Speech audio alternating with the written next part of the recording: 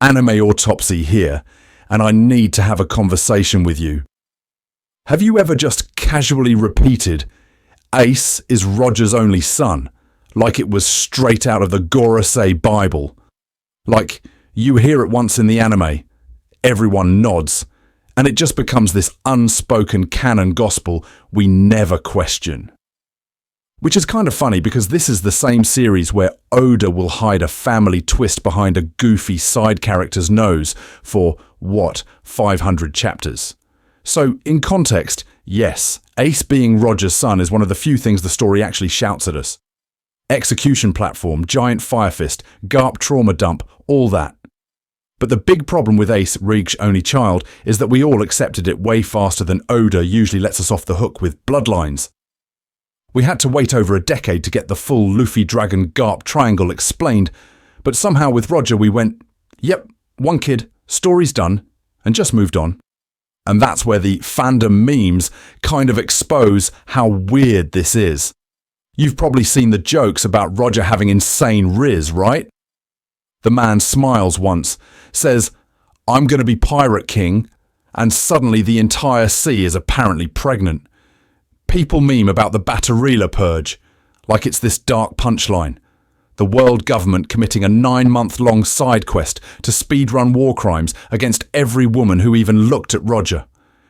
As you can see, that level of overreaction already tells you something. They were not acting like there was only one possible child. I want to make this clear. The Baterilla purge is canonically one of the most unhinged things the world government has ever done. They didn't just execute Rouge. They hunted down every pregnant woman, even rumoured to be carrying Roger's kid. That's not we're scared of Ace. That's we are terrified that Roger's blood might be out there in multiple places, in multiple wombs, on multiple islands, and we have no idea how many. What also doesn't help is that Oda never has anyone in universe calmly say, good thing we got all of them. The door is just left open. So here's the provocative idea for this entire episode.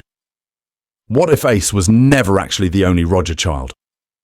What if Oda has been quietly seeding clues that another son is out there, and not just as some random epilogue baby, but as someone we already know, already argue about, and already put in power level tier lists?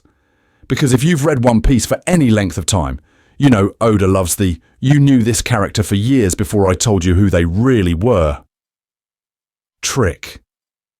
And I think it makes sense that we don't start with, who is the son?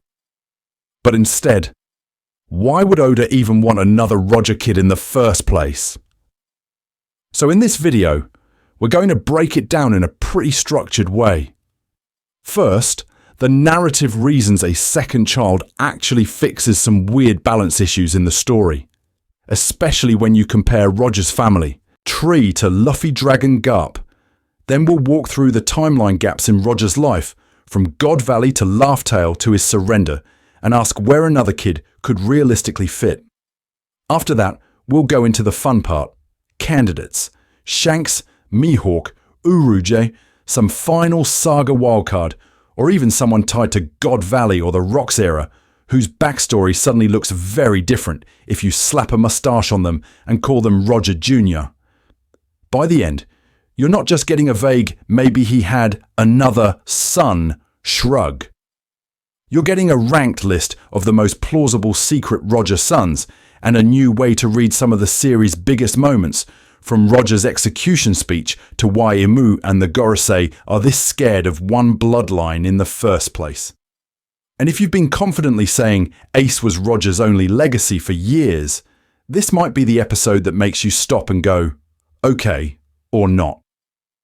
So before we start pointing at every redhead guy in the series and yelling, Roger Jr., we need to nail down what this theory is actually saying, because I want to make this clear. We are not doing the galaxy brain take of, what if Ace wasn't even Roger's son? No, Ace is Roger's son. That's canon, that's text, that's not up for debate unless you're trying to speedrun getting ratioed in every comment section. The core claim here is way simpler and, in context, yes, way more dangerous to the story. Ace wasn't Roger's only biological child.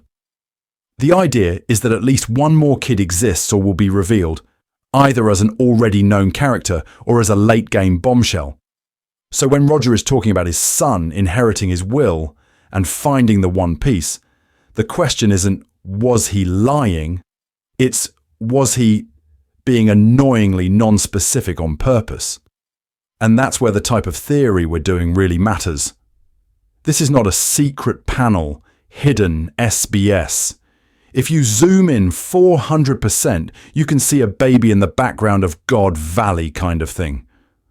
We're not pretending Oda slipped a birth certificate behind the volume covers.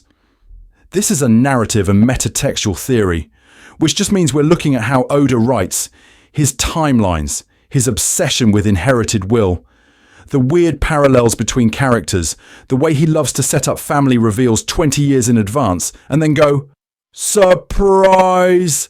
This guy was important the whole time.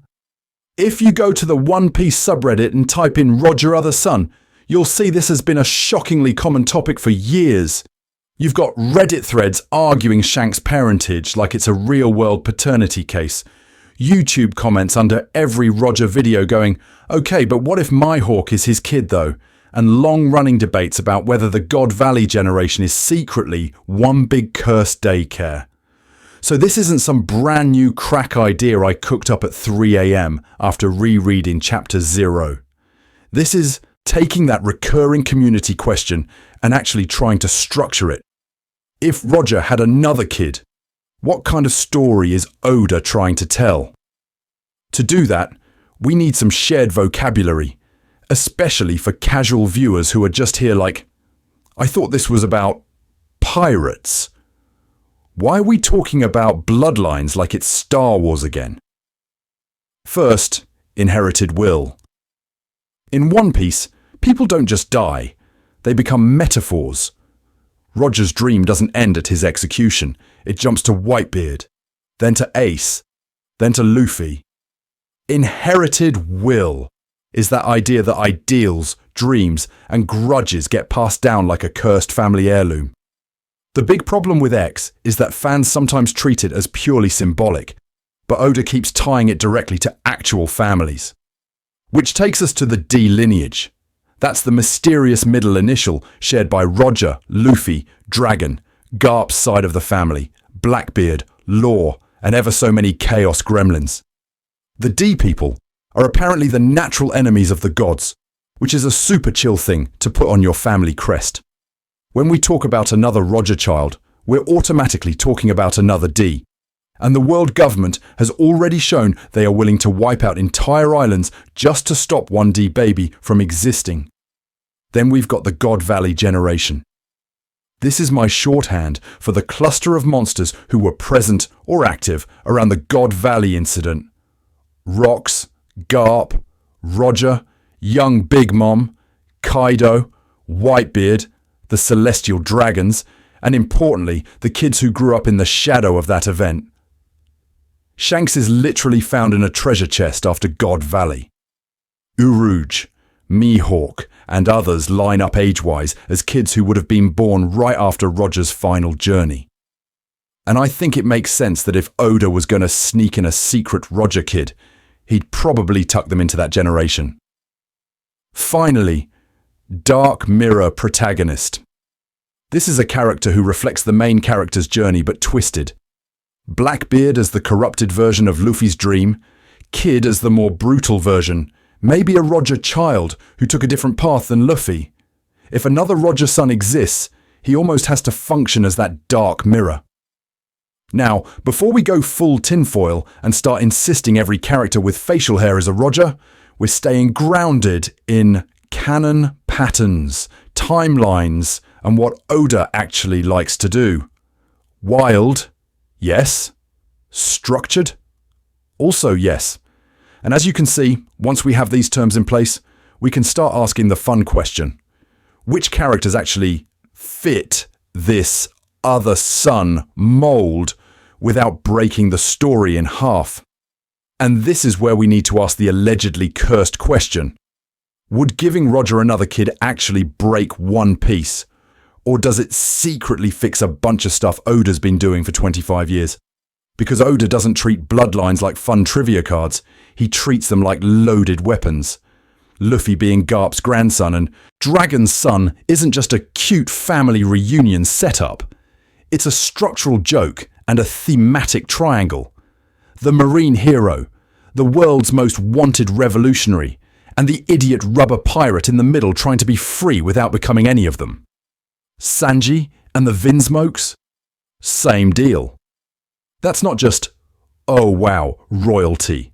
That's, here's a walking rejection of his own bloodline, wrapped in a suit and a lighter. Doflamingo and the Celestial Dragons. That's the nightmare version. A guy who actually embraces his heritage and turns it into a weaponized ego. So in context, yes, a second Roger Kid wouldn't just be, surprise, more DNA. It would be Oda doing what he always does, using family trees as thematic scaffolding. Luffy Dragon Garp is one axis, Sanji Judge is another, Doffy Dragons is a third. Roger Ace is kind of weirdly underused by comparison. One kid, one tragic arc, and then we move on? For the supposed Pirate King, that's actually pretty light. I want to make this clear. Ace's death did not close the book on Roger's will. If anything, it slammed the cover on Ace's personal story, so we'd stop expecting him to be the one and pay attention to Luffy. The inherited will conversation literally shifts on screen. Whitebeard points at the future, not the past, but that doesn't mean the biology slot is full. The Will of D is already a thing where blood and ideology are kind of dancing around each other. Adding another biological carrier of Roger's blood doesn't erase Luffy's spiritual inheritance. It just complicates which parts of Roger got past where. And I think it makes sense that Oda likes that kind of complication. Look at the current family web. Luffy is tied to Garp and Dragon, which automatically plugs him into the Marines and the Revolutionary Army, whether he wants it or not. Sabo is the revolutionary link made literal. Ace was the Whitebeard connection, the emotional bridge between Roger's era and the Yonko era. Now remove Ace from the board. Suddenly that Whitebeard Roger-Luffy triangle collapses into a line, and the balance feels off. A second Roger son could either re-anchor that missing corner or twist it into something much more uncomfortable. From a storytelling perspective, dropping that reveal late is exactly the kind of chaos Oda enjoys. The world government was so terrified of Roger's blood that they ordered mass executions of pregnant women on Baterilla. That's cartoonishly evil, but it also tells you how serious they are about the D-clan. If, after all of that, it turns out they missed one, that instantly raises the stakes around the One Piece, the Void Century, and Imu's whole delete this family from history agenda. It means the government's biggest nightmare has been quietly aging somewhere off screen, waiting to collide with Luffy at the exact worst moment. What also doesn't help is that we already have characters who function like narrative sons of Roger without the paperwork. Shanks is the obvious one. Same era, same hat, same weird mix of softness and terrifying authority. But even beyond Shanks, we have people who inherit Roger's charisma, his laugh, his tendency to walk into world-shaping events like it's a bar crawl. As you can see, Oda has been handing out pieces of Roger's role to different characters for years. Making one of them, or someone adjacent, an actual blood son would be less of a retcon and more of a label. The big problem with rejecting this idea outright is that it assumes Oda's done playing with lineage when he's clearly not. We're in the Final Saga, and he's still dropping secret parents on us like it's Dressrosa all over again. So the real question isn't, would another Roger Kid make sense? It's which existing piece on the board could you reveal as that kid without snapping the story in half? And that's where the candidates get very, very interesting. And the moment you start asking which piece that could be, you run face first into the one group that absolutely does not want that question asked, the world government. Because if you look at how they reacted to just the idea of Roger having a child, it stops feeling like a personal grudge and starts feeling like full-blown species-level panic. Let's go back to Baterilla for a second, because that island is basically a crime scene the story keeps politely panning away from. After Roger's execution, the order that goes out is not find Gol D Rouge or track down this one confirmed pregnancy. No, the order is execute every woman who might be carrying Roger's child, any pregnant woman, any woman who was recently pregnant, anyone who could, in the most paranoid, sleep-deprived, cypher-pole brain way, be linked to him. I want to make this clear. That's not a targeted assassination. That's a logistical nightmare disguised as policy.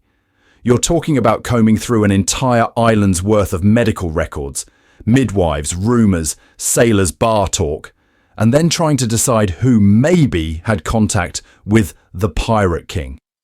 It's so extreme that, in context, yes, it stops making sense as a reaction to one known kid and starts making way more sense as a reaction to a bloodline they literally cannot quantify. Because the big problem with Baterilla is that it exposes the government's ignorance. If they knew Ace was the only one, you quietly erase Rouge and you're done. But what we actually see is a blanket purge order that reads like they're terrified of unknown variables. They don't know how many women Roger slept with. They don't know where he stopped during those final years after Laugh Tale. They don't know how many times he pulled a leave them with my name moment before he ever met Rouge. And what also doesn't help is that this isn't an isolated moment of crazy. This is exactly how Imu and the Gorosei treat every dangerous lineage. O'Hara doesn't just get a slap on the wrist, they get a buster call and a cover-up. The Nefertari line suddenly becomes traitors the moment Cobra starts asking the wrong questions. The D-clan gets treated like a cursed keyword you're not allowed to say in public. As you can see, Roger's potential descendants would sit right at the top of that hit list.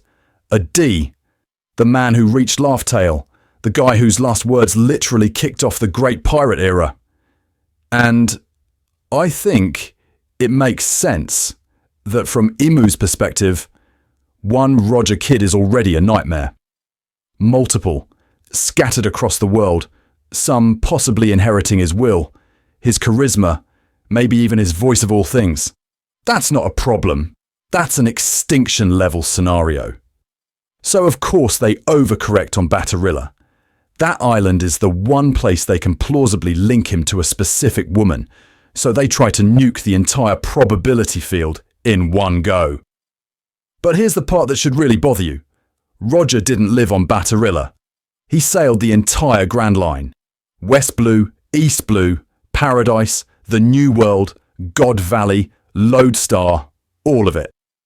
He had years between disbanding his crew and turning himself in. You're telling me the government somehow believes every meaningful encounter he ever had just neatly funnels back to this one random island in South Blue? If you're a celestial dragon in a big empty room looking at a map, Baterilla is just the one dot you can confidently circle. The rest of the map is pure guesswork. Which means the purge there isn't proof that Ace was unique. It's proof that Baterilla was the only place they had enough intel to try something that insane. So now we have to ask the uncomfortable question. What if even one child slipped through that net? Someone whose mother wasn't on Baterilla, whose paperwork didn't exist, whose birth never pinged a single Marine report. Where would that person be now? How high up the food chain could they have climbed without anyone connecting the dots? And what do you think Imu does the second that bloodline quietly announces itself to the world? Because if the Baterilla panic was them trying to stop a Roger legacy, they could see the real horror show is what happens when they realise the one they missed is already standing on the main stage. And we might have been watching him for years. So if the one they missed is already on stage, we kind of need to ask the awkward question. When exactly did Roger have time to manufacture extra trauma for the world government? Let's walk the timeline, because once you lay it out, the gap becomes really hard to ignore. We start at God Valley, 38 years ago.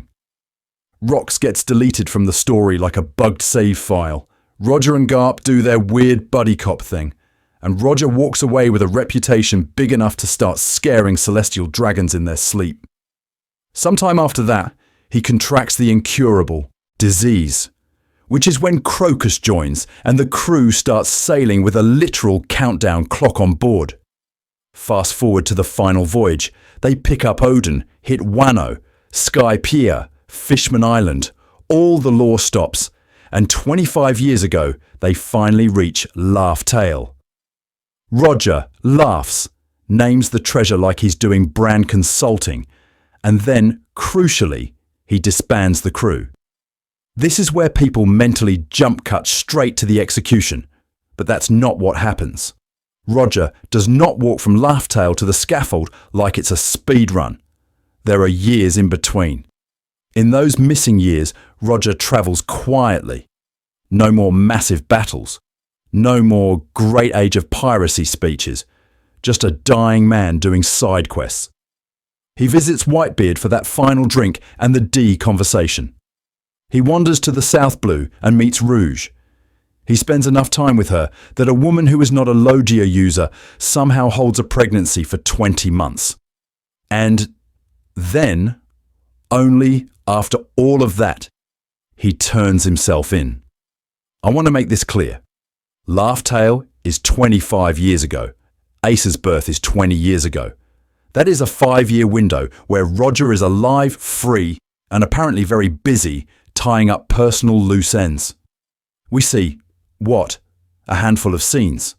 One with Whitebeard, a couple with Odin's journal narration, a brief flash of him on Baterilla. That's it. For a guy whose existence reshaped the entire world, those final years are shockingly underdocumented. And as you can see, that's exactly the kind of empty space Oda loves to weaponize later. The big problem with this era is that fans treat it like a closed book. When in context, yes, it's basically one giant redacted file. We get selective flashbacks, carefully framed speeches, and then Oda just says, "Anyway, cut to the public execution." Like we're not going to notice the multi-year lore void he just speed skipped. Pattern interrupt. Imagine if we had a similar hole in Luffy's story. 2 or 3 missing years between Marineford and Wano, where Oda just says, "Trust me, nothing important happened." You would not trust him. You would assume at least 4 secret emperors, a time-travelling Usopp, and Zoro accidentally becoming king of some country. Now stack Roger's Laugh Tale knowledge on top of that gap. This is a man who has seen the Void Century, knows the ancient weapons, understands why the D terrifies Imu, and realizes exactly what his name will do to future generations. He tells Whitebeard that someone will find the One Piece and upend the world. He knows his bloodline is a target, because the world government's response is to try to genocide every possibly pregnant woman on an entire island. So, if he's thinking about children at all, it's not just, "Oh, cute baby." It's, how do I create a successor that the Marines can't preemptively murder? What also doesn't help is that Roger's will is explicitly fragmented. He gives the "find the one" peace dream to the world at large. He entrusts Ace's safety to Garp.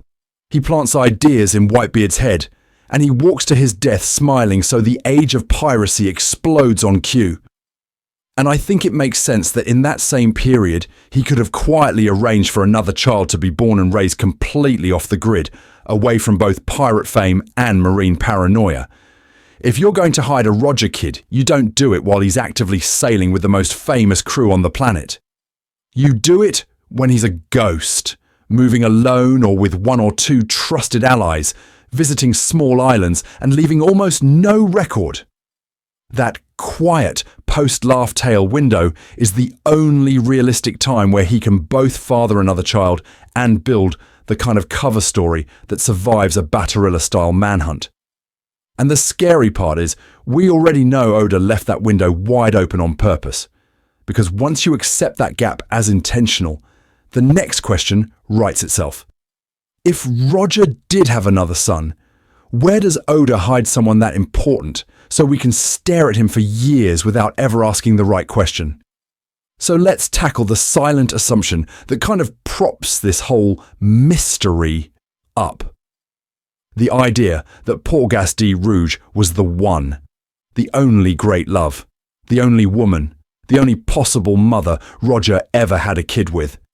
Because if you look at how fans talk, it's almost like the story quietly installed a monogamy DLC on Roger without ever telling us. I want to make this clear. Canon confirms exactly two things. One, Rouge loved Roger enough to literally fight the world government with her own biology. Two, Ace is Roger's son. That's it. Oda has never once said, on or off panel, Ace was Roger's only biological child, or Rouge was his only lover. We feel that in ourselves because it's cleaner, it's sadder, and it makes the tragedy hit harder. But in context, yes, that's also exactly how you hide a second kid in the margins. And when you actually look at Roger as a person in the flashbacks, the only ever loved one woman image starts to feel pretty flimsy.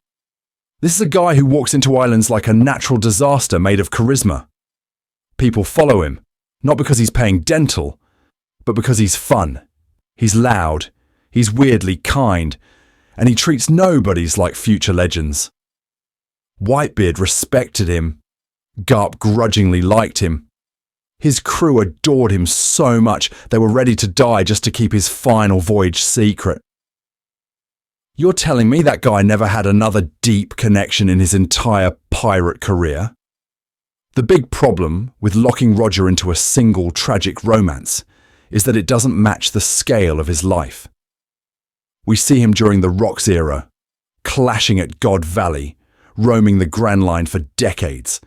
That's ever so many islands, cultures, and opportunities for meaningful relationships, especially when you're basically the rock star of the sea. And I think it makes sense that some of those relationships go beyond thanks for the eternal pose, see you never. So let's talk about what I'll call Roger era women.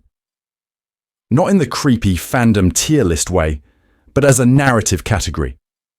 These are women who either lived through the Rocks era, were present around God Valley, or were stationed on important Grand Line islands while Roger was active. Some we've seen briefly in flashbacks, some are just implied by the scale of events, and some are probably still completely off screen. Any one of them could have had a real private connection with Roger that never needed to be spelled out in a shonen pirate adventure, until it suddenly does. And what also doesn't help is that Oda has a long, proud tradition of treating older generation romance like it's classified government intel. Dragon's partner, redacted. We have Luffy's entire family tree except the person who literally gave birth to him. Mihawk's past flings. Nothing. Shanks' personal life. The man might as well reproduce by budding off smaller red-haired emperors. Even Garp's full situation with Dragon's mum is just a giant question mark in a dog mask. As you can see, this is a pattern. Oda loves to keep the previous generation's love lives just off camera, so he can weaponize them later as plot twists. Surprise! This random person you've known for 500 chapters is actually X's kid. Only works if you haven't been micromanaging everyone's dating history on screen. So the absence of confirmed partners for Roger isn't proof he had none. It's exactly the kind of silence Oda uses when he's saving a reveal. And that loops us back to our missing son. If Roger did have another child, we shouldn't be asking who's the kid first. We should be asking who's the mother, and where was she standing when history happened? Because once you start placing potential mothers in places like God Valley, the West Blue, or even Elbaf, the implications for what that child grows up to be get wildly different. So next, we're going to zoom in on those locations and walk through specific candidates. A God Valley survivor, a West Blue ghost, and a certain giant adjacent possibility that will make you look at one existing character very differently. So now that we've scattered Roger's hypothetical love life across God, Valley, West Blue, and Giant Country, we need to go back to the one place we actually saw him. The execution platform. Because if Roger really had another kid out there, then that whole scene in Logetown stops being a clean end of an era moment and starts reading like a guy doing layered stand-up with the world government, the pirates, and his own family at the same time. And I want to make this clear. Oda framed that scene like gospel. This is the line the entire series is built on. He left his treasure in one piece. The crowd goes feral, the age of piracy explodes, and every random dude with a boat and zero life insurance sails out to die trying. But listen to what Roger actually talks about around that line. The next generation. Someone who will find his treasure. Someone who will inherit his will. In context, yes, you can read that as completely open-ended. It's whoever reaches the end wins. Except then we get later flashbacks, like Sengoku and Garp talking about Ace, where they explicitly bring up Roger saying, "My son will be the one to find the One Piece." Now, did he say that word for word on screen? No. That's already suspicious. The big problem with this quote is that it lives in this weird off-panel memory space, which is exactly where Oda hides things he wants to reinterpret later. So, when Roger says, "my son," is he being literal, symbolic, or accidentally plural in the most terrifying way possible?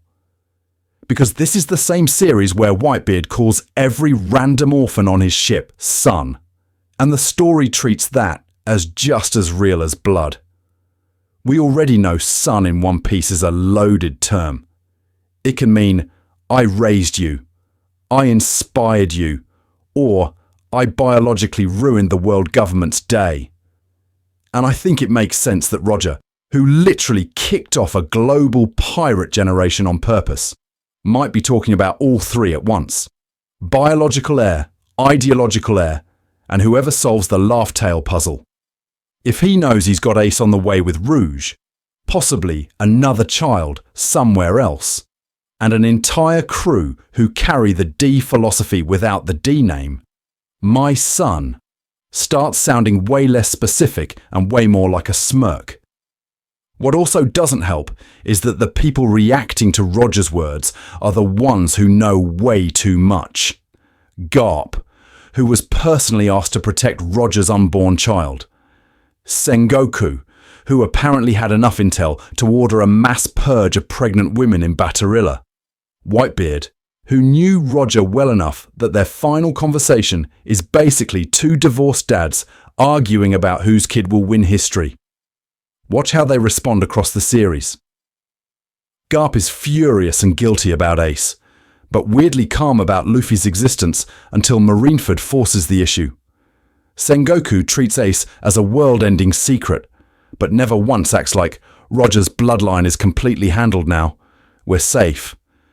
Whitebeard hears about Ace's heritage and doesn't go, the one and only son. He treats Ace like one more piece in a much bigger inherited will game. So what if Roger's "my son will find the One Piece" line is basically a coded message? Publicly, it's bait for the whole world. Privately, it's a phrase a hidden child would only understand once they learn who they are.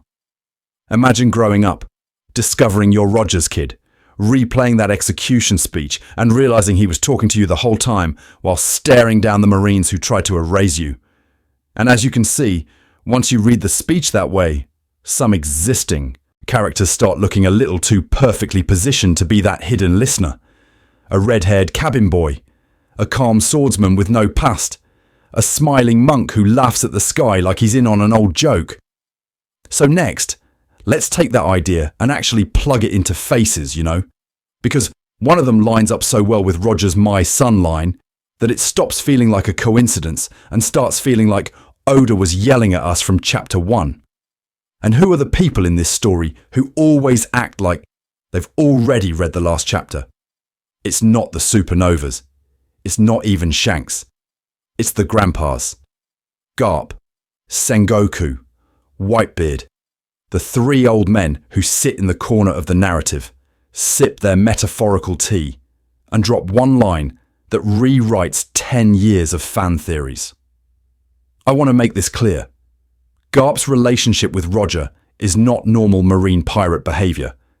This man spends an entire era chasing the Pirate King, apparently fights him ever so many times, and then refuses to turn him in early. Roger literally tells Garp, "I trust you with my son," and Garp goes, "Sure, I'll hide the world government's most wanted baby in a random East Blue village and just, not tell my boss." That's not duty.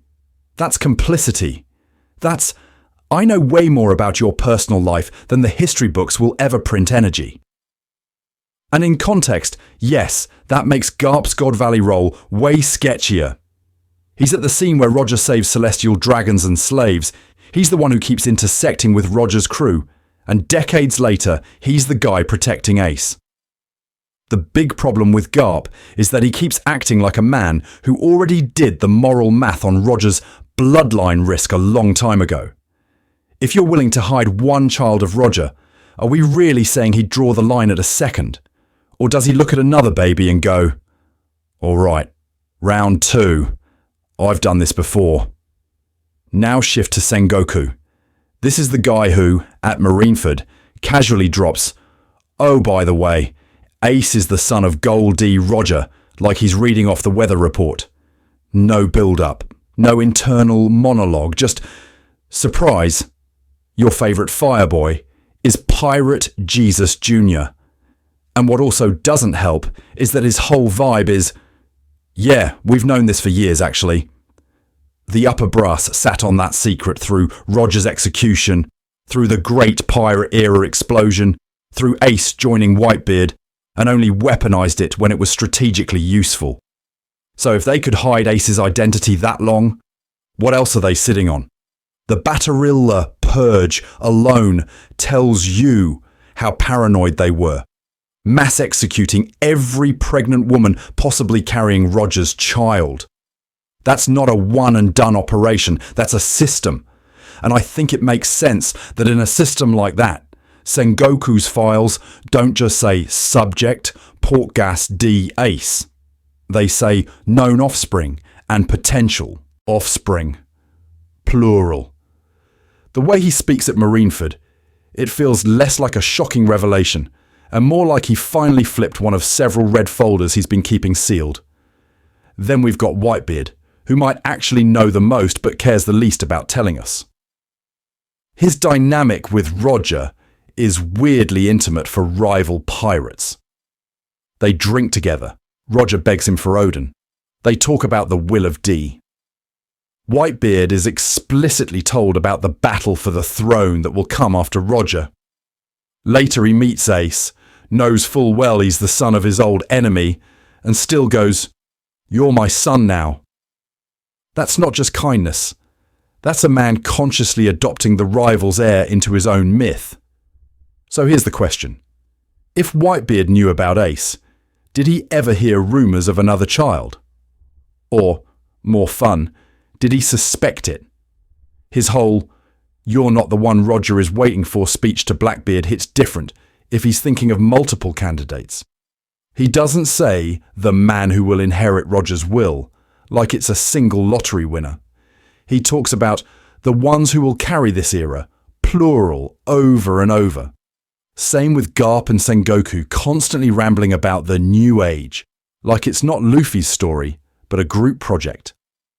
Pattern interrupt for a second. Imagine a marine strategy meeting where the slide literally says new age threats, and the bullet points are Luffy, Blackbeard, Revolutionary Army, and a redacted name tied to Roger. You laugh, but that's basically how these three talk. They frame the future as a convergence of heirs, not a single chosen one. As you can see, if any living characters are positioned to know about a second son, it's this trio. Garp, who personally took on the burden of protecting Roger's blood. Sengoku, who treats world-shattering lineage reveals like admin work.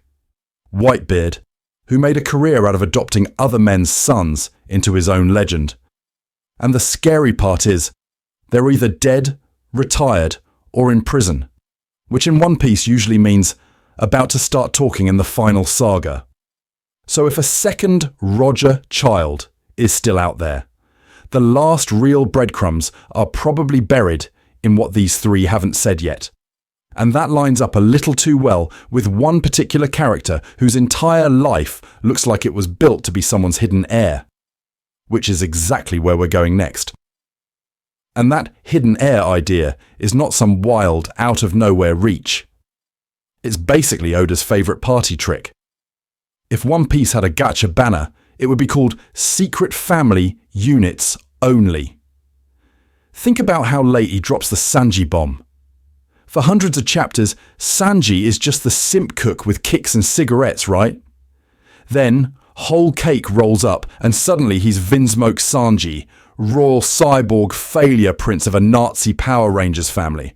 And as you can see, the second you know that, Bharati reads completely differently. Zeph isn't just a gruff mentor. He's a guy deliberately overwriting Sanji's bloodline with a new identity. Every "I only care about all blue" moment gets a quiet second layer. Because going home is literally not an option. Luffy is the same trick, just played slower. We meet him as some random rubber kid with a straw hat and a dream. Then, drip by drip, we get, oh, by the way, his grandpa is Garp, hero of the Marines. And oh, by the way, his dad is Dragon, the world's most wanted revolutionary. That reveal is so casual it hurts. Ivankov basically goes, "You didn't know your dad is the biggest terrorist on Earth?" And suddenly Marineford, Enid's lobby, even that tiny Logtown moment with Dragon, saving him all, snap into a new shape. In context, yes, Luffy charging into government strongholds was never just a goofy pirate move. It was the son of Dragon unconsciously kicking the same hornet's nest. Doflamingo might be the most extreme version. For ages, he's just this chaotic Joker in sunglasses warlord. Then Dressrosa goes, surprise, he's a fallen celestial dragon. Instantly, his whole personality reframes. The god complex, the entitlement, the obsession with seats and strings pulling the world. Even his hatred for the world government makes more sense when you realise he's basically a rich kid who got kicked out of heaven and has been trying to burn the condo down ever since. And then you've got Toki. She shows up as mysterious time lady from the past, dies, and somehow every new flashback makes her feel more suspicious. Her origin is still almost completely blank. She's from 800 years ago. Her fruit is literally named after jumping to the future, and she just happens to land in Wano, the most plot-important closed country in the series. I want to make this clear. Oda is not bad at filling in backstories. When he leaves one this open, it's because he's saving ammo. The pattern is pretty obvious. These reveals don't just add trivia, they retroactively double-charge old scenes.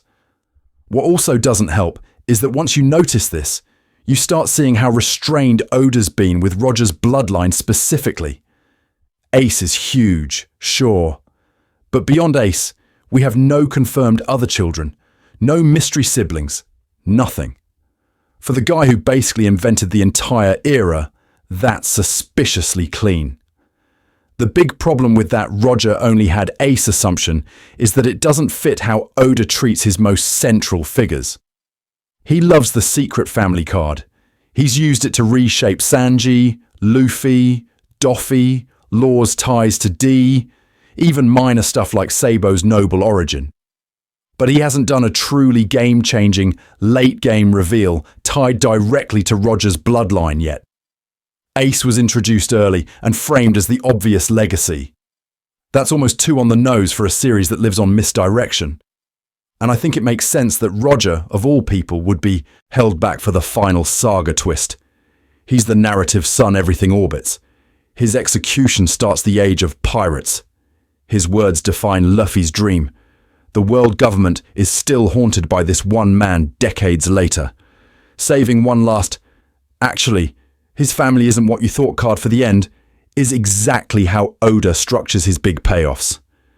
Look at how many characters are already Roger-coded. Shanks has the hat, the smile, the charisma, the weirdly personal connection to the Gorosei. Luffy is basically Roger's spiritual reincarnation with Dragon and Garp stapled on top. Even Buggy, in a comedic way, is framed as this accidental Roger successor who keeps stumbling into importance. At some point, you have to ask, is Oda just spamming fake Rogers to distract us from one real, hidden Rogers? Because that's exactly the kind of long con joke he likes. So when we talk about a second Roger son, we're not breaking the story's logic. We're following Oda's meta game. He sets up a simple family tree, lets you get comfortable, and then, 800 chapters later, goes, "Oh, did I forget to mention this person?" The only real question is which Roger-like character stops being a red herring and turns out to be the actual branch of that bloodline. And that's where our candidate starts looking very, very suspicious. So before we start wildly accusing half the cast of being Roger's missing child, like a One Piece version of Mori, we actually need rules. If we don't build a framework, you can just point at literally anyone with a mustache and say, "Yup, that's him." And I want to make this clear. This isn't about who would be the coolest reveal. This is about who actually fits the story Oda is writing. First thing on the board, basic plausibility, chronological and geographic. If Roger died 24 years ago, then anyone we're looking at has to be the right age range. So, roughly mid-20s to early 30s for a directly post-Laugh Tale child, maybe a bit older if the conception was pre-God Valley. If your candidate is 87 or 12, they're out. In context, yes, that already kills a bunch of meme pics. Then we look at where they could have been born or raised. Baterilla isn't the only island on the map, but we know the world government was sweeping up pregnant women there, which means any Roger baby has to either be hidden in some backwater, protected by someone insanely competent, or raised in a place the government really doesn't want to look at, like Elbaf or Impel Down's deeper levels. Next is personality and ideals, because Roger's bloodline isn't just about genetics, it's about narrative DNA. Roger was loud, reckless, weirdly kind, and obsessed with freedom. His son doesn't have to be a copy-paste, but they should rhyme. So we're asking, does this character's dream intersect with the Void Century, the One Piece, or tearing down the world government? Do they have that same laugh in the face of death energy? Or are they just strong and edgy, which is cool, but doesn't actually mean anything thematically? Then we have the narrative role test. This is where a lot of contenders quietly die. The big problem with X is that being Roger's son has to change the story in a meaningful way. If we slap Roger's kid onto someone and nothing about the endgame shifts, that's bad writing, and Oda almost never does empty reveals like that. So we're looking for characters who could credibly alter the balance between Luffy, Blackbeard, the world government, and the ancient weapons plot if their heritage came out. They should open doors to God Valley flashbacks, Laugh Tale secrets, or Garp and Sengoku's old decisions suddenly looking way worse in retrospect. Now, that's all in universe. But we also need meta criteria, because Oda loves visual and structural hints. Design parallels to Roger are a big one. Does the character share his face shape, hair silhouette, or that specific, "I'm about to say something stupidly important" grin? Any recurring motifs like a matching scar placement? The way their smile is framed? Or even how often we see them laughing on the execution platform of their own big moment? What also doesn't help is that Oda will then double down with dialogue. So we watch for next generation, heir, inherited will language being attached to them over and over, sometimes in totally unrelated arcs. To keep this from turning into conspiracy soup, we're going to sort everyone into 3 tiers. Tier 1 is high plausibility existing characters, where the timeline, personality, and meta hints all mostly line up. Tier 2 is wildcard existing characters, who technically fit but need at least one big assumption or new flashback to work. And Tier 3 is the mystery slot, which is basically us admitting Oda might just drop a brand new Roger kid from Elbaf or a level 6 escapee and call it a day. And I think it makes sense that we leave that door open, because the series still has major blank spaces. Also, I want to throw in a quick pattern interrupt here. This is not a power scaling contest. We are not drafting Roger Jr. for your headcanon Yonko fantasy team. We're not just looking for strong characters. We're looking for the one whose existence as Roger's son would actually enhance the story's themes about inherited will, freedom, and the danger of bloodlines. If the reveal doesn't make Imu more scared, the revolutionaries more complicated, and Luffy's journey more emotionally loaded, it's not worth it.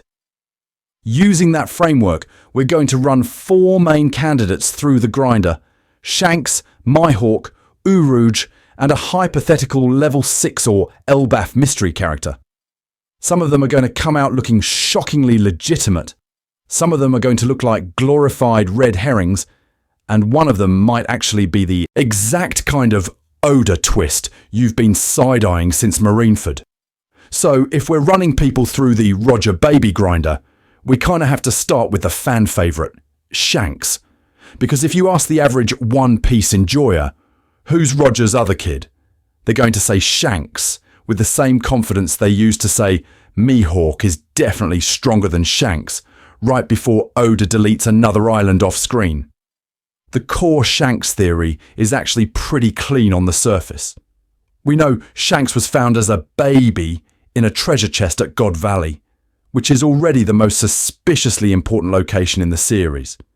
He's then raised on Roger's ship, treated less like cabin boy and more like emotional son. He inherits the straw hat directly from Roger, and now he's sitting in this weird, almost royal position in the current era where he can casually walk into reverie like it's his local Starbucks. As you can see, that's a pretty compelling trajectory for secret heir to the Pirate King. And personality-wise, Oda really doesn't make this easier. Shanks has that same effortless charisma Roger was hyped up for. When he walks onto Whitebeard's ship, the entire crew tenses up. When he steps onto Marineford, the war just stops. Not because of some giant feat, but because everyone collectively agrees. Yeah, no, we're not dealing with this guy today.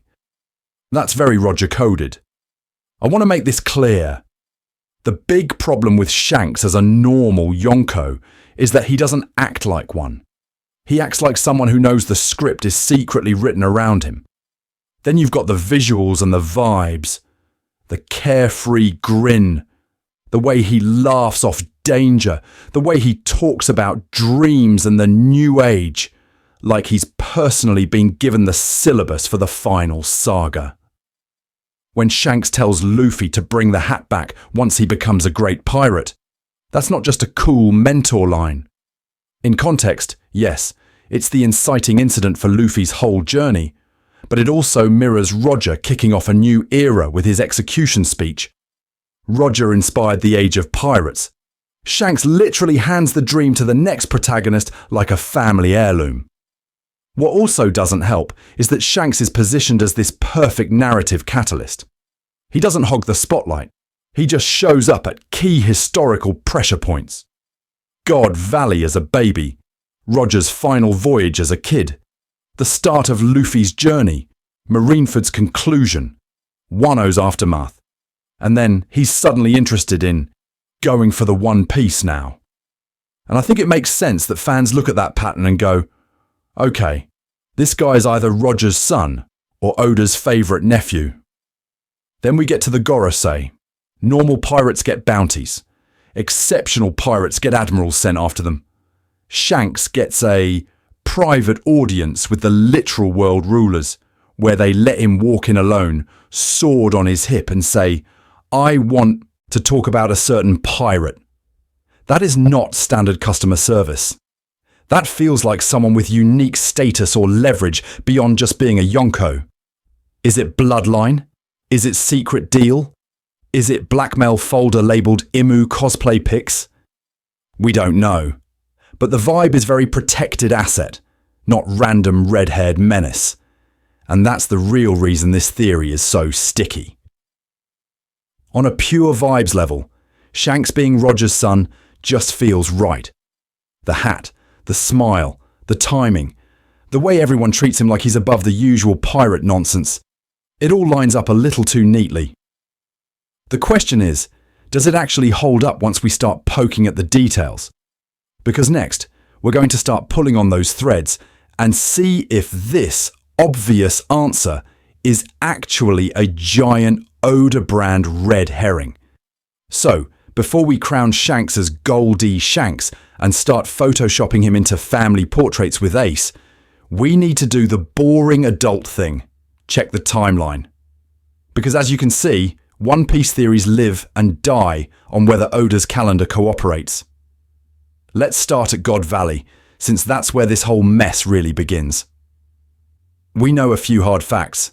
About 38 years before the current story, the Rocks pirates attack the celestial dragons and their slaves on God Valley.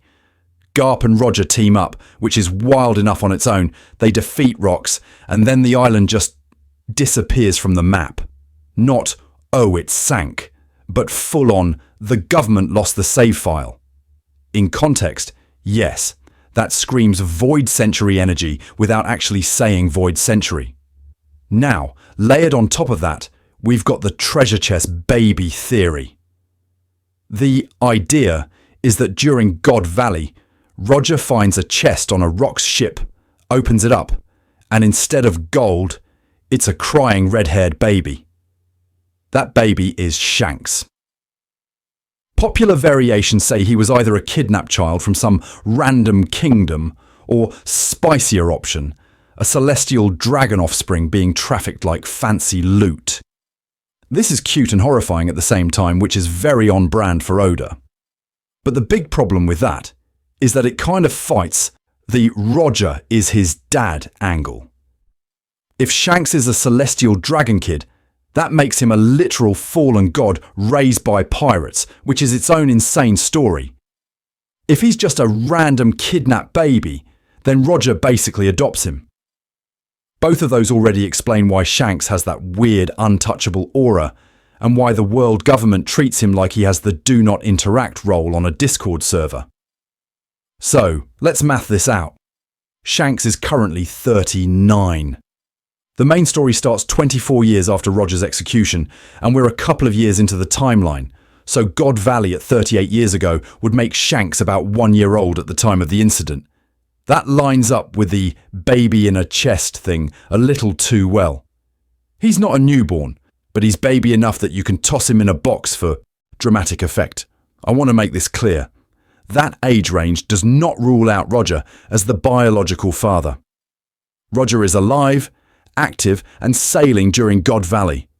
He reaches Laugh Tale about 25 years before the story, disbands the crew, then turns himself in. So there is this multi-year window before and after God Valley where he could realistically have fathered a kid. Shanks being one at God Valley is perfectly compatible with Roger had a relationship a year or two earlier. What also doesn't help is that Oda leaves Shanks' parents completely blank.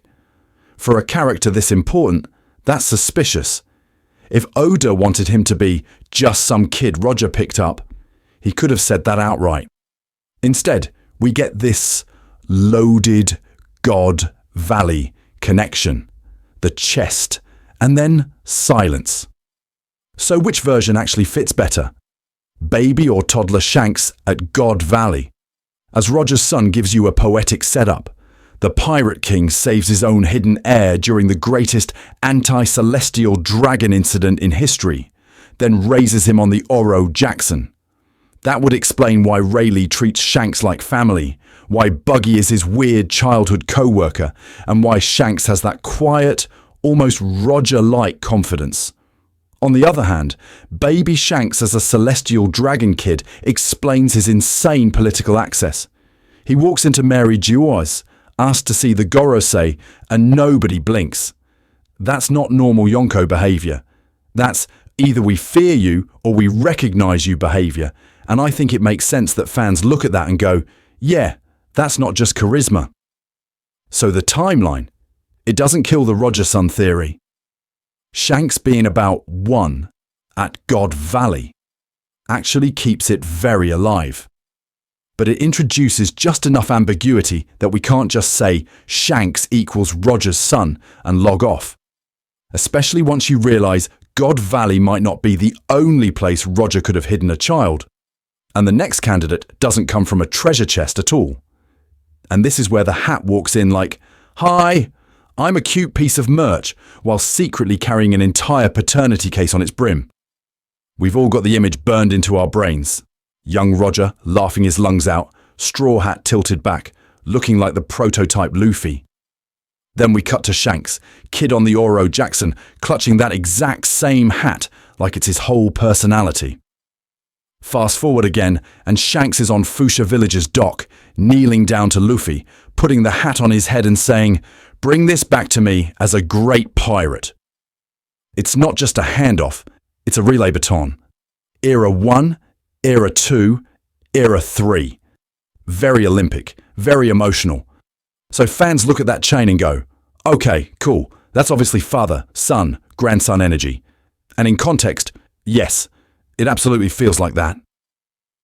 Old man with the dream, his red-haired kid who inherits the dream, and then the new rubber-brained gremlin who's basically the spiritual grandchild. You don't even have to try very hard to see Roger as the dad, Shanks as the son, and Luffy as the kid who got Grandpa's hat in the will. The big problem with this interpretation is that it's almost too clean. It's so narratively satisfying that it starts to feel like bait. Because if Oda wanted to scream Roger bloodline right here, he knows how to do that. He did it with Ace. He literally had the world government commit mass pregnancy genocide on Baterilla just to wipe out Roger's potential heirs. So, if the hat was supposed to be the big biological clue, you'd expect someone in-universe to say, wow, kind of weird that Roger's actual hat ended up on his actual kid's head, instead of nobody ever mentioning that possibility. What also doesn't help is that Shanks is never framed as Roger's boy in dialogue. He's a kid who used to be on Roger's ship, not the son of the Pirate King. So I want to make this clear. The hat works perfectly as a symbol of ideological inheritance. Roger's dream, his laugh in the face of the world, his refusal to bow to the system, those get passed to Shanks, who then filters them and passes them to Luffy. Shanks is the bridge between the pirate age that found the truth and the pirate age that's going to actually do something about it. The hat is less, you share my DNA, and more, you share my answer to the question, what does freedom look like? And I think it makes sense that Oda separates those things. He loves splitting symbolic inheritance from blood inheritance. The will of D is not a family tree. It's a recurring ideological glitch in the Matrix. Sabo inherits Ace's will without sharing his blood. Robin inherits O'Hara's mission, not their genetics. Sanji inherits Zeph's dream on a completely non-biological leg. Oda keeps telling you, blood matters, but not in the way you think. And the hat is kind of the poster child for that. Pattern interrupt time. If the hat really marked the blood heir, then Ace is the weird one, not Shanks. Roger's confirmed son never touches the hat, never references the hat, never even seems to care about it. It's like being the son of Michael Jordan and not knowing what a basketball is. That's suspicious. Which leads to the more uncomfortable possibility. The straw hat might actually be a red herring when it comes to biology. It points us straight at Shanks as Roger Jr., so we don't look at the person who quietly inherited the blood, but not the symbol. The government hunted pregnant women, not hats. Garp protected a baby, not a piece of headwear. If Oda wanted to hide a second Roger child, the cleanest move is to give the iconic object to the ideological successor and leave the real heir looking oddly normal. So as you can see, the hat makes Shanks look like the obvious son, which is exactly why we should be suspicious of it. If the symbol went one way, maybe the blood went somewhere else entirely, and that somewhere else might already be standing in front of us without a single piece of straw on their head. And that brings us to the uncomfortable possibility. What if Shanks is actually way too important to be downgraded into Roger's kid number 2? Like, the fandom keeps trying to promote him to son of Pirate King, but narratively, that might actually be a demotion. Because look at what Shanks is doing right now. This is not the career path of guy who exists to complete Roger's family tree. This is the guy who can walk into a room with the Gorosei, the literal 5 final bosses of world politics, and apparently just schedule a meeting. No handcuffs, no buster call, just a polite knock and hey, I'd like to talk about a certain pirate. I want to make this clear. In context, yes, that is insane. Garp can't do that. Dragon can't do that. Even Mihawk, with all his fraud-adjacent clout, is not getting a face-to-face with the 5 elders. And what also doesn't help is that Shanks' lore keeps brushing up against the weirdest, most radioactive parts of the timeline. God Valley, celestial dragons, the void century-adjacent stuff that Oda only lets us see in tiny, carefully framed flashbacks. The big problem with calling him Roger's son is that it actually flattens all of that into something really normal by One Piece standards. Oh, he's special because he's Roger's kid. Cool. So is Ace. So is literally half the cast via some secret bloodline twist. That's not unique anymore. That's an entry-level perk.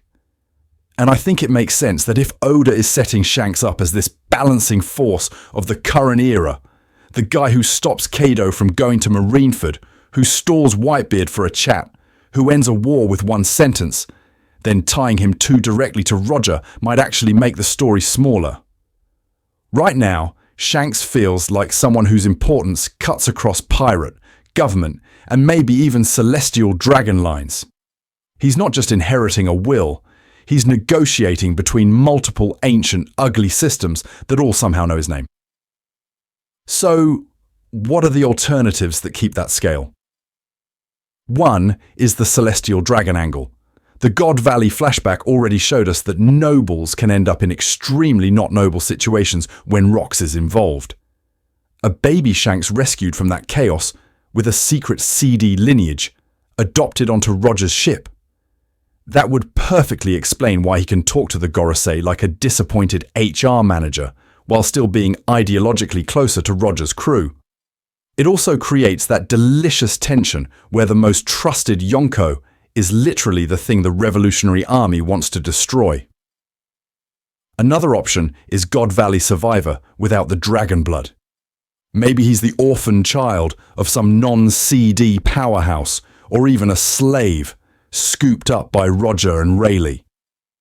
That gives you a kid who grows up with first-hand trauma from one of the darkest days in world history, then becomes the guy who's desperately trying to prevent a repeat. Suddenly his whole maintain the balance shtick feels less like vague Yonko politics and more like someone who saw Rox try to flip the table once and is now making sure nobody ever gets that close again. Or he's just an adopted war orphan from some random destroyed island we haven't seen yet. Boring on paper, but thematically very One Piece. The era's most pivotal figure is not a chosen bloodline, but a kid Roger happened to save. That would actually make his connection to Roger stronger in spirit while keeping his bloodline open for something stranger. And as you can see, Oda has had ever so many chances to push us toward the secret son conclusion. We've had Roger flashbacks, Shanks flashbacks, Roger talking about his child, Garp talking about Roger's child, Sengoku talking about Roger's child. At no point does anyone even vaguely gesture in Shanks's direction. This is the same author who will spend entire arcs winking about Sanji's eyebrows and Zoro's possible Shimotsky DNA. If Shanks were Roger's kid, Oda would be leaving suspicious little crumbs everywhere. Instead, it's radio silence. So Shanks ends up in this weird paradox. In terms of personality and ideals, he is the perfect son of Roger. Same reckless charisma, same faith in the next generation, same willingness to bet everything on a rubber idiot. But that might be exactly why Oda keeps his actual bloodline separate. Shanks is already Roger's heir in spirit.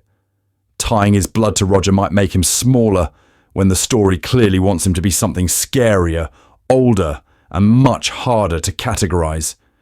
And if Shanks is too big to be Roger's son, that opens up a different, much more uncomfortable question.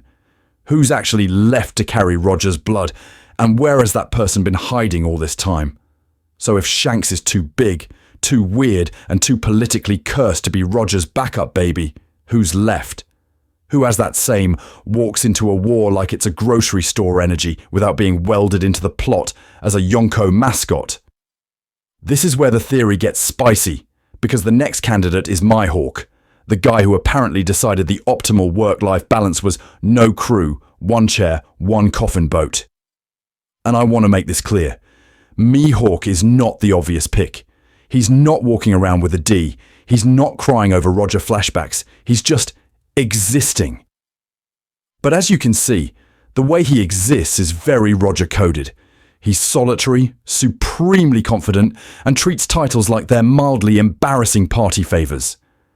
When the Marines hype him as world's strongest swordsman, he doesn't flex, he doesn't speech, he doesn't even smirk.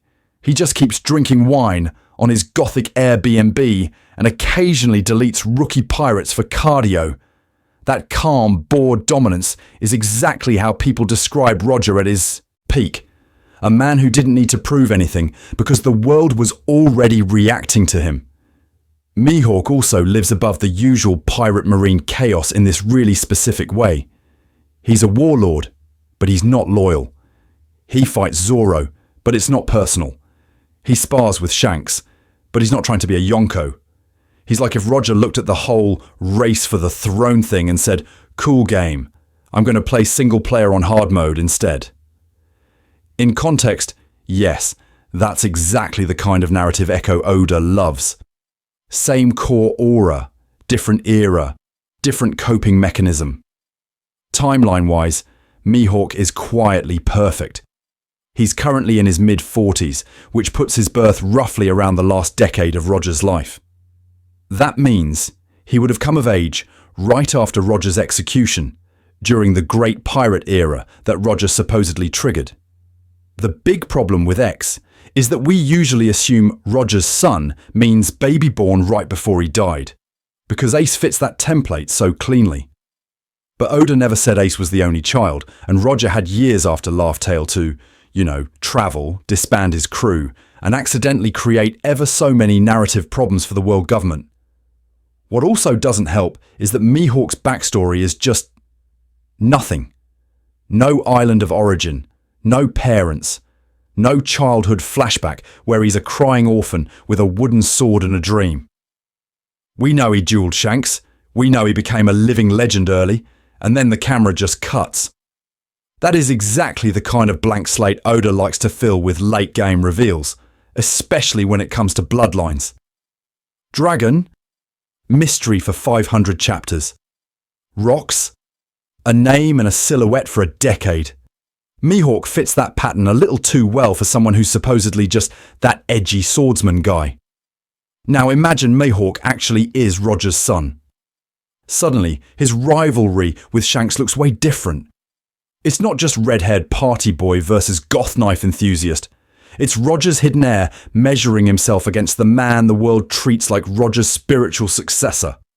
Every duel becomes an identity crisis in disguise. Is he trying to surpass Shanks, or is he trying to surpass the version of his father the world built up in legends? And then you plug Zoro into that. Mihawk mentoring Zoro already makes him a bridge between eras. The old guard training the new monster who'll stand next to the Pirate King. But if Mihawk is Roger's son, he becomes a literal blood bridge. Roger's lineage trains Luffy's right hand to carve the path his father started. Suddenly, that quiet little dojo on a cross-shaped island is one of the most important locations in the story. Is this more speculative than Shanks? Absolutely. But the more you sit with what we don't know about Mihawk, his past, his island, why he chose isolation instead of a crew, the more it feels like Oda is saving something big. And if Mihawk isn't Roger's son, then the question becomes even weirder. Who was he modelled after? And why does he keep orbiting Roger's legacy without ever stepping fully into the light? So if Mihawk keeps orbiting Roger's legacy without ever stepping fully into the light, we kind of have to ask, is that just because Oda likes recycling cool poses? Or because this man is literally walking around as Roger's visual ghost? Because once you start looking at the coat, the posture, the whole I walk into a battlefield like it's a mildly annoying errand vibe, the parallels get a little uncomfortable. Look at Roger in the Oden flashback. Long coat flaring behind him, chest out, chin high, that relaxed, almost bored confidence while clashing with Whitebeard. Now put that next to Mihawk stepping onto Don Krieg's wrecked ship or casually rowing into Marineford like he's late to a brunch reservation. Same long sweeping coat, same straight spine, same I already know how this ends body language.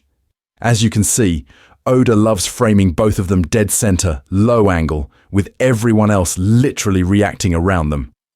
It's king framing, even when Mihawk is supposedly just a warlord who likes to spar with swordsmen. And this is where Oda's whole visual echo game becomes really important, because he does this on purpose. Luffy and Roger share that exact wide, unbothered execution smile.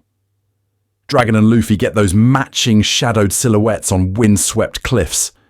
Garp and Luffy both do the cross-legged, meat-stuffing goblin sit. The big problem with writing all of that off as coincidence is that Oda has used these echoes ever so many times to hint at family ties, or at least ideological inheritance, long before we get the actual lore dump. So when you see Mihawk framed like Roger, dressed like a darker, sleeker version of Roger, and introduced as this free agent that even the Marines treat like a natural disaster, it feels less like random drip and more like Oda quietly saying, "Hey, remember this aura?" And I want to make this clear. We're not saying same coat equals son. We are saying that in a series where smiles, scars, and silhouettes are basically DNA tests, the Mihawk-Roger overlap is at least suspicious. Then you get to the sword. Roger's weapon is this big, classic, pirate, kingly cutlass. No religious symbolism, just I'm here to conquer the seas energy. Mihawk, on the other hand, shows up with a literal cross on his back like he's both the executioner and the grave marker. The religious imagery is doing a lot of work here. If Roger is the radiant Sun King of the old era, Mihawk visually reads like the dark saint of the blade, the guy who took that inherited will and turned it inward. In context, yes, it almost feels like a deliberate, dark mirror, heir. One son who would have inherited the era, and one who chose to stand outside of it and judge. And what also doesn't help is that Mihawk's entire life choice is no crew, no flag, no Yonko, no Marines. I live alone on a spooky island with a coffin boat. That's not just introvert behaviour. That looks like someone who knows that their bloodline is a political nuke and refuses to give any faction the satisfaction of detonating it. Imagine being Roger's kid, watching the world hunt pregnant women just for maybe carrying your sibling and deciding, yeah, I'm not giving anyone leverage like that. I will be an island. Does that prove anything? Obviously not. Visuals alone can't sign a birth certificate. But when you stack the shared kingly framing, the coat and posture, The deliberate contrast between Roger's open, sunlit pirate aesthetic and Mihawk's cruciform, Judgment Day vibe, plus his refusal to belong to any side, it keeps him firmly in the running. And I think it makes sense that Oda would hide a Roger heir in plain sight as the guy everyone debates for power scaling memes. Because the real question isn't just does Mihawk look like Roger's son? It's what that heritage would actually mean for the final war, which is where we're heading next. So if Mihawk is the flashy, meme-ready candidate, Urouge is the exact opposite. The guy the story keeps refusing to kill. And that alone should make you a little nervous. Because in One Piece, the characters who quietly don't die around emperors are almost always sitting on something huge.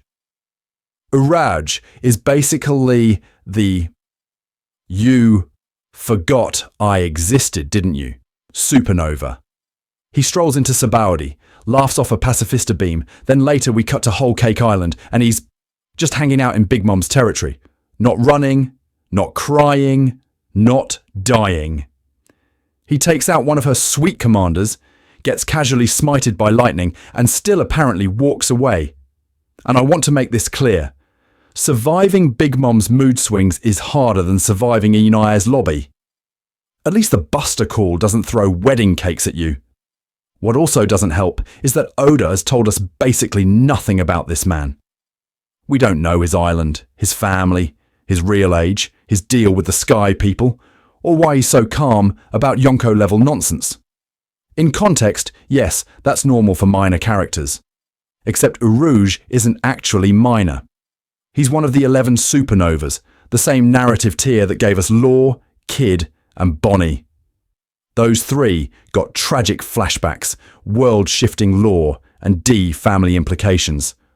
Urouge got a smile and a rain cloud. So here's the twist.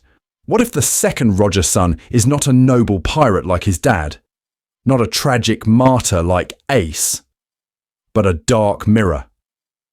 A kid who inherited Roger's blood and then went completely sideways from his ideals. Someone who looked at the Pirate King legacy and said, "Cool, I'm going to sell this to the world government." Or just quietly embedded himself in the underworld instead of chasing freedom. Urouge fits that "you don't actually know whose side I'm on" energy, Omeoi, little too well. He's a priest, which already screams ideology, and he has that Judgment Day aesthetic, like he's waiting for the world to end so he can pick through the rubble. Imagine if he knew he was Roger's son and decided the whole freedom and inherited will thing was childish. So he aligned with whoever could actually survive the final war. That's not the romantic answer, but it is the kind of morally grey twist Oda has been leaning into ever so many times post-time skip. And even if it's not Urouge specifically, the archetype is really important. Think about level 6 in Impel Down. Those nameless monsters who were erased from history are basically a buffet of potential secret bloodlines. Or the random weirdos in cover stories who keep reappearing in different seas, like they're on some mission we're not supposed to clock yet. Oda loves hiding the real plot in the background panel where you're too busy looking at Luffy's face. The big problem with fan theory culture is that we keep defaulting to top 10 popularity poll characters. If it's not Shanks, Mihawk, or Blackbeard, people kind of tune out. But Oda's track record is brutal on this. Kobe was a joke. Buggy was a clown. Bon Clay was comic relief.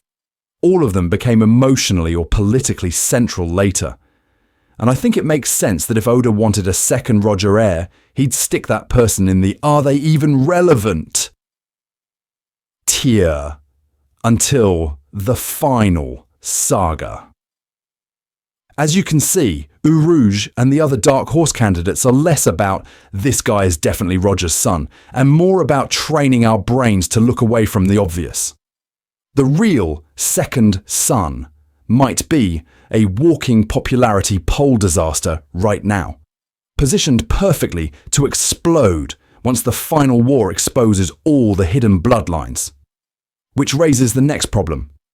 If Oda is saving that reveal, What kind of story-breaking power or role does this mystery son actually need to justify coming in this late?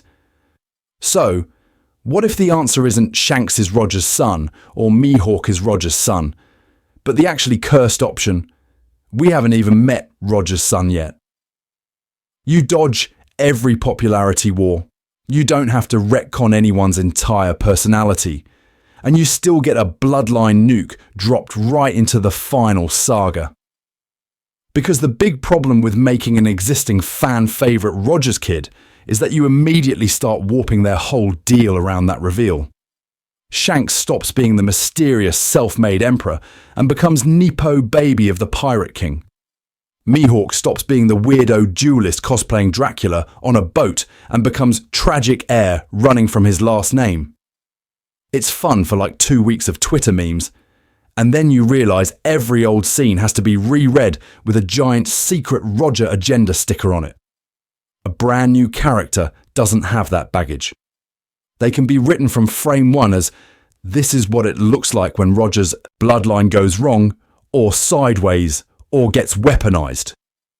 So where do you even drop a character like that this late?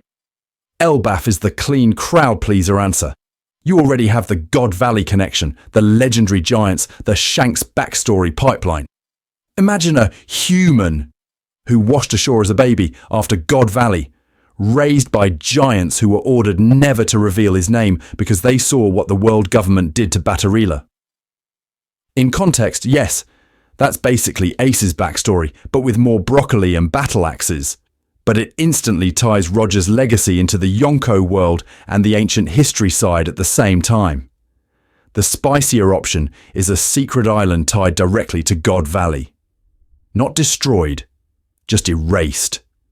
A place where survivors hid Roger's other child, along with whatever actually happened with Rox, Garb, and the Celestial Dragons.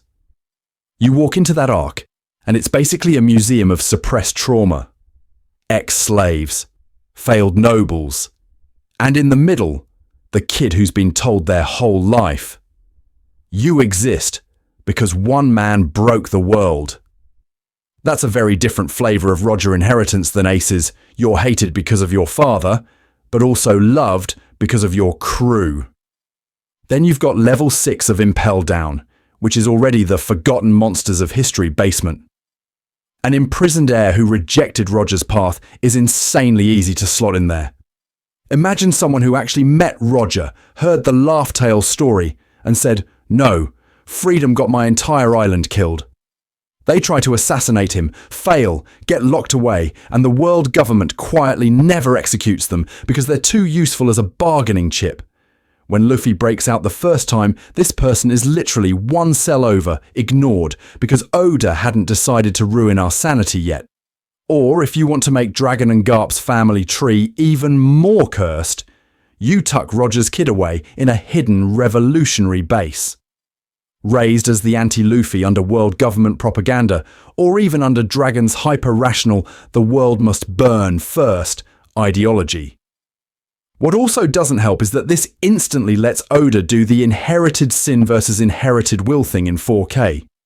Luffy is the free will D who never knew his dad. This new kid is the one who knows everything and is still shackled by it. I want to make this clear. The archetype is the whole point here. You can build the imprisoned heir who hates Roger, the hidden guardian of a void century secret who literally cannot leave their post, or the government-raised anti-Luffy whose dream is to stabilize the world, not free it. Because a fresh character isn't constrained by a decade of prior portrayal, Oda can surgically design them to embody freedom versus control, chosen destiny versus chosen self, and what it actually means to carry the Pirate King's blood when you don't have a straw hat protagonist filter making it look fun. And I think it makes sense that if Oda is going to introduce someone this late, they have to collide with every endgame pillar at once. Luffy's freedom, Blackbeard's greed, Imu's control. So next, we're actually going to build a prototype for this hypothetical second son of Roger and stress test them against those three monsters. Who breaks first? The will of D, the will of darkness, or the will of the throne. But before we min-max this hypothetical second son of Roger, like he's a late-game RPG build, we need to ask a much less glamorous question. Who actually had to do the 9 months of plot setup? Because you don't get a secret Roger kid without a secret Roger mom, and Oda is weirdly committed to hiding moms like they're an endgame raid boss. I want to make this clear. Rouge is the only confirmed partner. That's it. That's the list. But that does not mean she was the only woman Roger ever loved, or the only one who could have carried his child. Oda has been comically evasive about mothers. Luffy's mum? Dodged. Dragon's love life? Redacted. Even Usopp's dad gets a whole pirate career while his mum dies in Chapter 1, and we never hear about any other women in Usopp's life. As you can see, when it comes to moms, Oda just hits the fog of war button. So if we're going to build a plausible mother, we need to plug her into real context we already have. First candidate, God Valley. That island is basically a black hole of trauma. You've got celestial dragons, slaves, rocks pirates, Roger pirates, Garp, and a mysterious island that vanished. You're telling me, in all of that, the idea that Roger bonded with a survivor woman, helped her escape, and left behind a child is too far-fetched. In context, yes, that's actually one of the more normal things that could have happened at God Valley. But then we have the Rocks angle. A survivor from Rock's crew who switched sides, or at least switched ideals, is incredibly juicy. Imagine a former Rocks pirate who realised during that clash that Roger's dream was the one that actually made sense. She walks away from Rocks, walks toward Roger, and then walks straight into the most dangerous pregnancy in the world. The big problem with that setup is that it instantly makes the kid a walking law nuke, child of the Pirate King and a Rocks veteran, which is exactly the kind of thing Oda would save for the Final Saga. What also doesn't help is that Roger had ever so many chances to create problems for the world government after Laugh Tale. Post Laugh Tale, he's sailing around the Grand Line, and even the West Blue saying goodbye, starting rumours, and apparently just doing side quests. A woman from a West Blue port town Roger kept returning to, or from one of those quiet Grand Line islands we only hear about in flashbacks, is completely on the table. And I think it makes sense that Oda would tuck a mother away in one of those we'll come back here later locations he loves so much. Now, whoever she is, she has to parallel Rouge on one key axis, insane levels of commitment. Rouge literally held Ace for 20 months to outplay the world government. That's not romance, that's a tank build. So this other woman has to be willing to do something comparably extreme. Maybe she hides her pregnancy entirely and fakes a stillbirth. Maybe she raises the kid under a different name in a village that hates pirates. Maybe she hands the baby off to a third party and disappears so completely that even the narrator doesn't get her full name. This is where tying her to a specific location becomes really fun. Put her in Elbaf, and suddenly the kid grows up with giants steeped in warrior honour and Norse death flags. Drop her on an O'Hara-adjacent island and the child is raised around archaeologists and banned books, which turns Roger's heir into a walking hard drive of forbidden history. Or go full Oda and stash her in some hidden sky civilization we haven't seen yet. A Skypiea-like enclave above the Red Line that even the world government can't casually raid. And that location choice quietly solves the "why didn't the government find them?" problem. Political protection. Elborf refuses to hand over children, even to the Marines. Geographic isolation, a sky island or a calm belt fortress town that the government can't easily scan. Deliberate misinformation. Garp, Sengoku, or even Shanks, feeding the system fake intel about where Roger's bloodline really ended. Suddenly, the purge on Baterilla looks less like a clean sweep and more like a desperate guess. So when we finally ask what kind of person this second child grows into, We can't separate them from the woman and the island that hid them. Next, we're going to plug those mother and location combos into actual archetypes. Giant raised, scholar raised, sky raised, and see which version makes the most terrifying rival or ally for Luffy in the final war. So before we start throwing this mystery kid into random raised by giants, raised by scholars, raised by skyfish buckets, we kind of have to ask a more cursed question. What if the island that shaped them is one we literally lost from the map? Because if you're looking for a birthplace that screams Roger bloodline red flag to the world government, God Valley is sitting there like, hi, I'm the trauma capital of the Grand Line. Let's just review what we actually know about God Valley's population, because Oda has been very stingy with this one. You've got celestial dragons on vacation, doing their usual cosplay of history's worst people. You've got slaves dragged in from who knows where, branded, collared, and treated as disposable set dressing. You've got the Rocks Pirates, which is already like inviting every war crime to the same group chat. And somewhere underneath all of that, you presumably have some local inhabitants who just lived there. Farmers, kids, people who woke up that morning not expecting an all-time legendary battle to land on their front lawn. In context, yes, the series frames God Valley as a battle site, but battles happen on top of someone's home. And I want to make this clear. Oda going out of his way to say the island disappeared is doing a lot of narrative heavy lifting. Islands don't just rage quit the map. Somebody erased it, and that strongly implies there were things worth hiding, which probably includes people. So imagine this. In the middle of God Valley chaos, Roger isn't just clashing with rocks for funsies.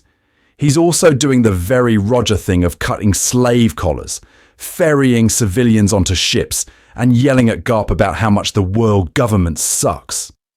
A slave woman, or just a local who got swept up as hunting game for the celestial dragons, gets saved by Roger in that mess. Not as a grand romance on the spot, but as the beginning of a connection. She survives because he interfered. Years later, when he's disbanded the crew and quietly travelling, he finds her again. That's when a relationship actually happens. And suddenly, their child isn't just Roger's other kid. They're a walking, breathing symbol of liberation from celestial dragon tyranny. Born from a woman the dragons tried to own or exterminate, fathered by the pirate they fear so much they wiped an entire island off the map. The big problem with this kid, from Imu's perspective, is that their very existence is propaganda. You don't even need a speech. The bloodline itself is the speech. What also doesn't help is that the island's so-called disappearance gives the perfect cover story. If the world government erased God Valley, that can mean a couple of things. 1. Survivors get quietly relocated under new island names, new records, new fake histories. 2. They're hidden inside government facilities or allied kingdoms as refugees who are never allowed to talk about where they're from. Or 3. They're just socially erased.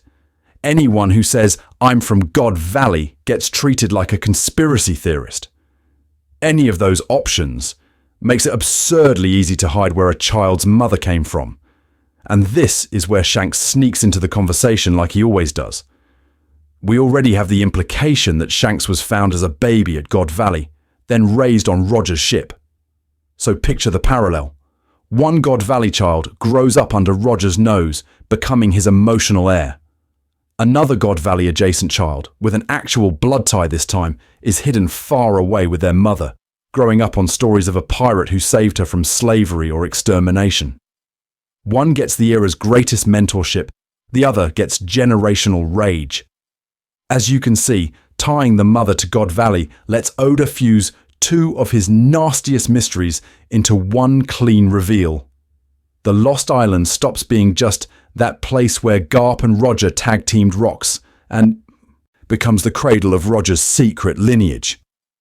And I think it makes sense that when this kid finally steps onto the stage, the series can drop, in one panel, that their mum was a God Valley survivor. And suddenly, the Rocks era, the Celestial Dragons, Shanks' origin, and Roger's hidden family all snap into the same horrifying picture. Next, we'll take that God Valley origin and start stacking it against those archetypes we teased. Giant raised, scholar raised, sky raised, to see which version turns this kid into the most dangerous piece on the final war chessboard. So if God Valley gives us the trauma backstory, West Blue gives us the witness protection program. And the funny thing is, the one island we actually know by name from this whole pregnancy purge fiasco is probably the biggest red herring in the ocean. Baterilla. Baterilla is framed as Rouge's tragic hideout. The place where the world government goes absolutely feral and starts executing every pregnant woman who might be carrying Roger's child. I want to make this clear. That level of overkill tells you two things. One, they had almost no hard intel, just vibes and timelines. And two, once they picked Baterilla as ground zero, they tunnel visioned so hard that half of West Blue could have been throwing Roger-themed baby showers and nobody would have checked. When you commit that many resources to one island, you're not combing every sleepy port town 3 seas over, which is exactly where the misdirection angle comes in. The big problem with Baterilla being the only hiding spot is that it assumes Roger and Garp suddenly forgot how to be terrifyingly competent. These are the guys who outplayed Rocks, duked the entire Marine fleet for decades, and in Garp's case, casually punches mountains as a hobby. So are we really saying their grand plan was put all the eggs in one very obvious basket and hope the world government is bad at math? Or is it more likely that Baterilla was the decoy nest, the place you let the government find out about, while another pregnant woman is quietly tucked away on a totally different West Blue island? And I think it makes sense that Garp is the perfect middleman for that. He's the one the government trusts to monitor Roger's family, which apparently means he can just walk into places, yell about justice, and nobody questions what he's actually doing. If he steers the intel toward Baterilla, drops a few hints, lets a cypherpol agent overhear the right name, suddenly all the celestial paranoia is pointed at one dot on the map. Meanwhile, some ex-Rock survivor or a God Valley refugee we haven't met yet is giving birth in a quiet West Blue village that never makes the report. As you can see, West Blue is not exactly a law desert either. We've got the O'Harans and their forbidden history, the Rumbar pirates and Brooks sailing out from there, underworld shipping routes that connect directly into the Grand Line, black market and assorted mafias and revolutionary cells using it as a backdoor. If you're raising a Roger kid off the grid, you could easily end up with someone who grows up around smugglers, scholars, or low-key revolutionaries. A child who learns from pirates passing through, hears rumours about laugh tale from drunk musicians, maybe even crosses paths with early Revolutionary Army operatives moving weapons and information through those same ports. In context, yes, a West Blue origin is actually kind of perfect positioning for endgame relevance.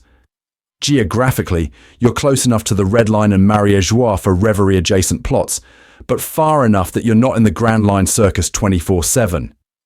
You can funnel into the Revolutionary Army through O'Haran survivors, into Yonko conflicts via old Rumbar and Shanks connections, or straight into the underworld where Doflamingo used to play puppet master.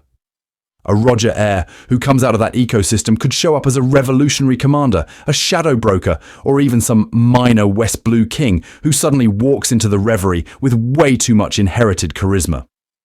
What also doesn't help is that Oda loves planting island names once and then ignoring them for 800 chapters. So when we finally go back to a familiar but underexplored West Blue Island, someplace casually mentioned in a cover story or a throwaway line about pirate routes, and the big reveal is, oh, this is where Roger's other kid has been the whole time, you're going to look back and realise the map was screaming at you. And the wild part is, once we pick which archetype that kid followed, giant raised, scholar raised, sky raised, that forgotten West Blue dot might turn out to be the most strategically placed island in the entire series. Because the moment we lock in their upbringing, we're not just talking about where they hid. We're talking about which side of the final war they're about to break. So once you realise that Roger might have had a second son out there, that strategically placed island idea suddenly scales up into something way dumber and way bigger. We're not just rearranging the map, we're retrofitting the timeline. Because if Roger knew he had more than one kid to protect, God Valley, Laughtale, even the execution in Logetown all stop being heroic last stands and start looking suspiciously like long-term parenting plays. Let's start at God Valley. The way the story's framed right now, Roger shows up, tags in with Garp, deletes rocks from the setting, and walks away like, cool, that's done. But if he already knew or even suspected that he had multiple children on the way, suddenly his choices read less like random pirate chaos and more like step one in building a world where his bloodline can actually exist without being instantly nuked by Imu. I want to make this clear. The big problem with God Valley is that it's treated as a one-and-done incident, when in context, yes, it might actually be the first move in a generational survival plan. Fast forward to Laughtale. Right now, we think Roger laughed because the history was funny and the treasure was too early. Cool, meme fuel. But imagine he's standing there, reading about Joy Boy, the ancient weapons, the D. And he realizes two things at once. One, the world needs a successor to this inherited will. And two, his own kids are about to be born into a system that exterminates bloodlines for sport. In that moment, Laughtale stops being just the final destination and becomes a safety deposit box. As you can see, that opens the door to a really fun idea. Roger leaving specific clues or safeguards at Laughtale that only make full sense if someone shares his blood. So instead of Laughtale being for whoever finds it, maybe it's tiered. The surface message is for Joy Boy's spiritual successor, which ends up being Luffy. But buried under that, instructions, warnings, maybe even coordinates that only resonate if you've inherited Roger's voice, his laugh, his disease, his something. And I think it makes sense that Oda would keep that in his back pocket, because it lets him pay off the One Piece mystery and still have a second, even more personal mystery for the Roger family to unlock. Now plug a second son into the ancient weapons conversation. We know Poseidon is already tied to a bloodline. Pluton and Uranus are basically world-ending insurance policies. What if Roger, after reading the poneglyphs, decided, okay, if the world doesn't produce a worthy Joy Boy, my kid becomes the fail-safe. Not in a creepy weaponized baby way, but in a this child knows where the keys are hidden way. So Luffy is the guy who refuses to use the nukes, while Roger's other son might be the one person who actually knows how to point them. And that loops right back into the Void Century's whole vibe of persecuted families and cursed names. The Nefertari, the Kozuki, the D-Clan, they all paid for knowing too much. What also doesn't help is that the world government already tried to wipe out every pregnant woman, even possibly carrying Roger's child, on Baterilla. If another kid slipped through that dragnet, suddenly Roger's line isn't just a tragic backstory, it's an active, hunted bloodline that mirrors the ancient kingdom itself. This is where Oda can get extremely evil in a good way, because tying Roger's second son into all this lets him reframe the final war from abstract history lesson into very personal family drama. Instead of the Void Century being a lore dump, it becomes the context for why this specific kid has been targeted, manipulated, or hidden for decades. Sabo's worship, Imu's paranoia, Dragon's revolution, Blackbeard's ambition. They all get a Roger-shaped thread running through them. And once you do that, suddenly every scattered historical tease, God Valley, O'Hara, the will of D, the ancient weapons, can be routed through one character who forces Luffy to confront what it actually means to inherit someone else's era. Because as soon as that second son steps on stage, we're not just asking who finds the One Piece. We're asking who gets to decide what kind of world Roger's children are allowed to live in. And the scary part is, we might already know him. And as you can see, the moment you say, we might already know him, you run straight into the one person in this story who is absolutely losing their mind over that possibility, Emu. Because Emu is not just some spooky silhouette on the empty throne for aesthetic purposes. Every time we've actually seen them act, it's been like watching someone speedrun paranoia. They erase an entire nation, Lulusia, from the map like it's a misclick on Photoshop. They keep a little scrapbook of wanted posters, and out of the ever so many pirates and criminals in the world, they fixate on exactly 3: Luffy, Blackbeard, and Vivi. And I want to make this clear. That's not a random trio.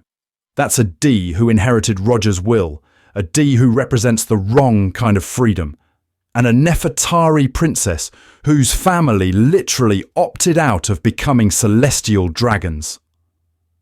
So when Emu circles Luffy's face, stabs Vivi's photo, and sits on Blackbeard's bounty like it's a to-do list, what we're watching is the world government trying to preempt another Roger moment.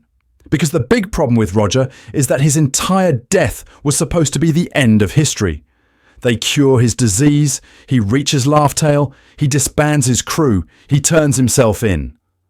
The script is public execution, fear restored, pirate era over, everyone go home.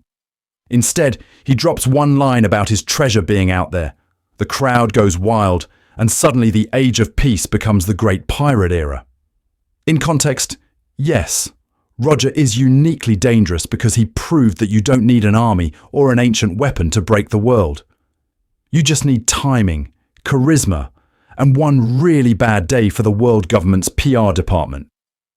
That's why his bloodline is a problem. It's not just genetics, it's the idea that someone with his will, his information about the Void Century, and his talent for weaponizing hope might show up again. Now imagine you're Emu, and you ordered a full-on prenatal genocide on Baterilla to prevent exactly that. Every pregnant woman, even possibly carrying Roger's child, was marked for execution. Rouge had to hold Ace for 20 months just to dodge your manhunt. And then, decades later, you find out Gol D Roger might have had another kid. That's not just inconvenient. That is a catastrophic failure of your original purge. That is, we did all that, and it still didn't work. What also doesn't help is that this second son wouldn't just be a spare ace. If he carries the D name, or worse, if Roger told him anything about Laugh Tale or the Void Century, then you've got Joy Boy's prophecy converging with the living heir of the last Pirate King. One brings the drums of liberation, the other brings receipts. And I think it makes sense that this exact combo is what keeps Emu awake at night. So when Lulusia gets erased right as Sabo is calling Dragon, when kingdoms like Alabasta and the Nefertari line suddenly become priority targets, when the Reverie turns into a suspiciously convenient excuse to shuffle oils around and disappear inconvenient ones, it starts to feel less like random tyranny and more like a controlled burn. You don't know where the Rogue D is hiding, so you start torching entire forests of bloodlines and islands to flush them out.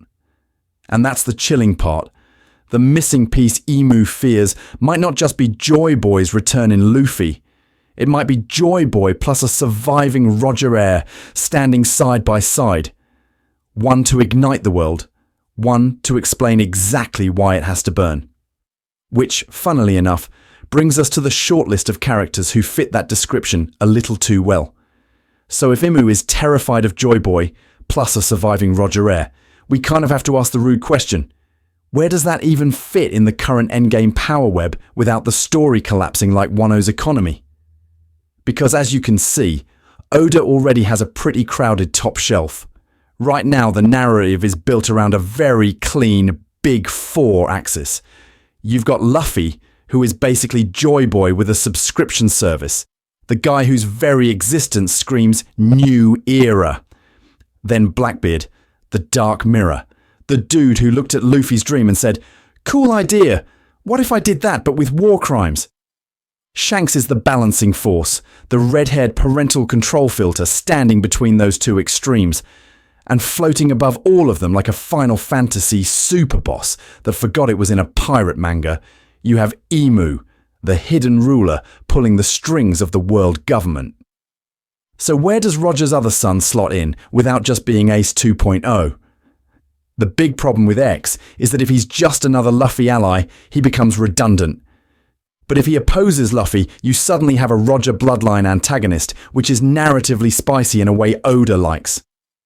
Imagine a second son who looks at Roger's will, looks at Laugh Tale and says, "You all completely misunderstood the assignment." He could ally with Luffy short term, clash with him over methods, or go full chaotic third party.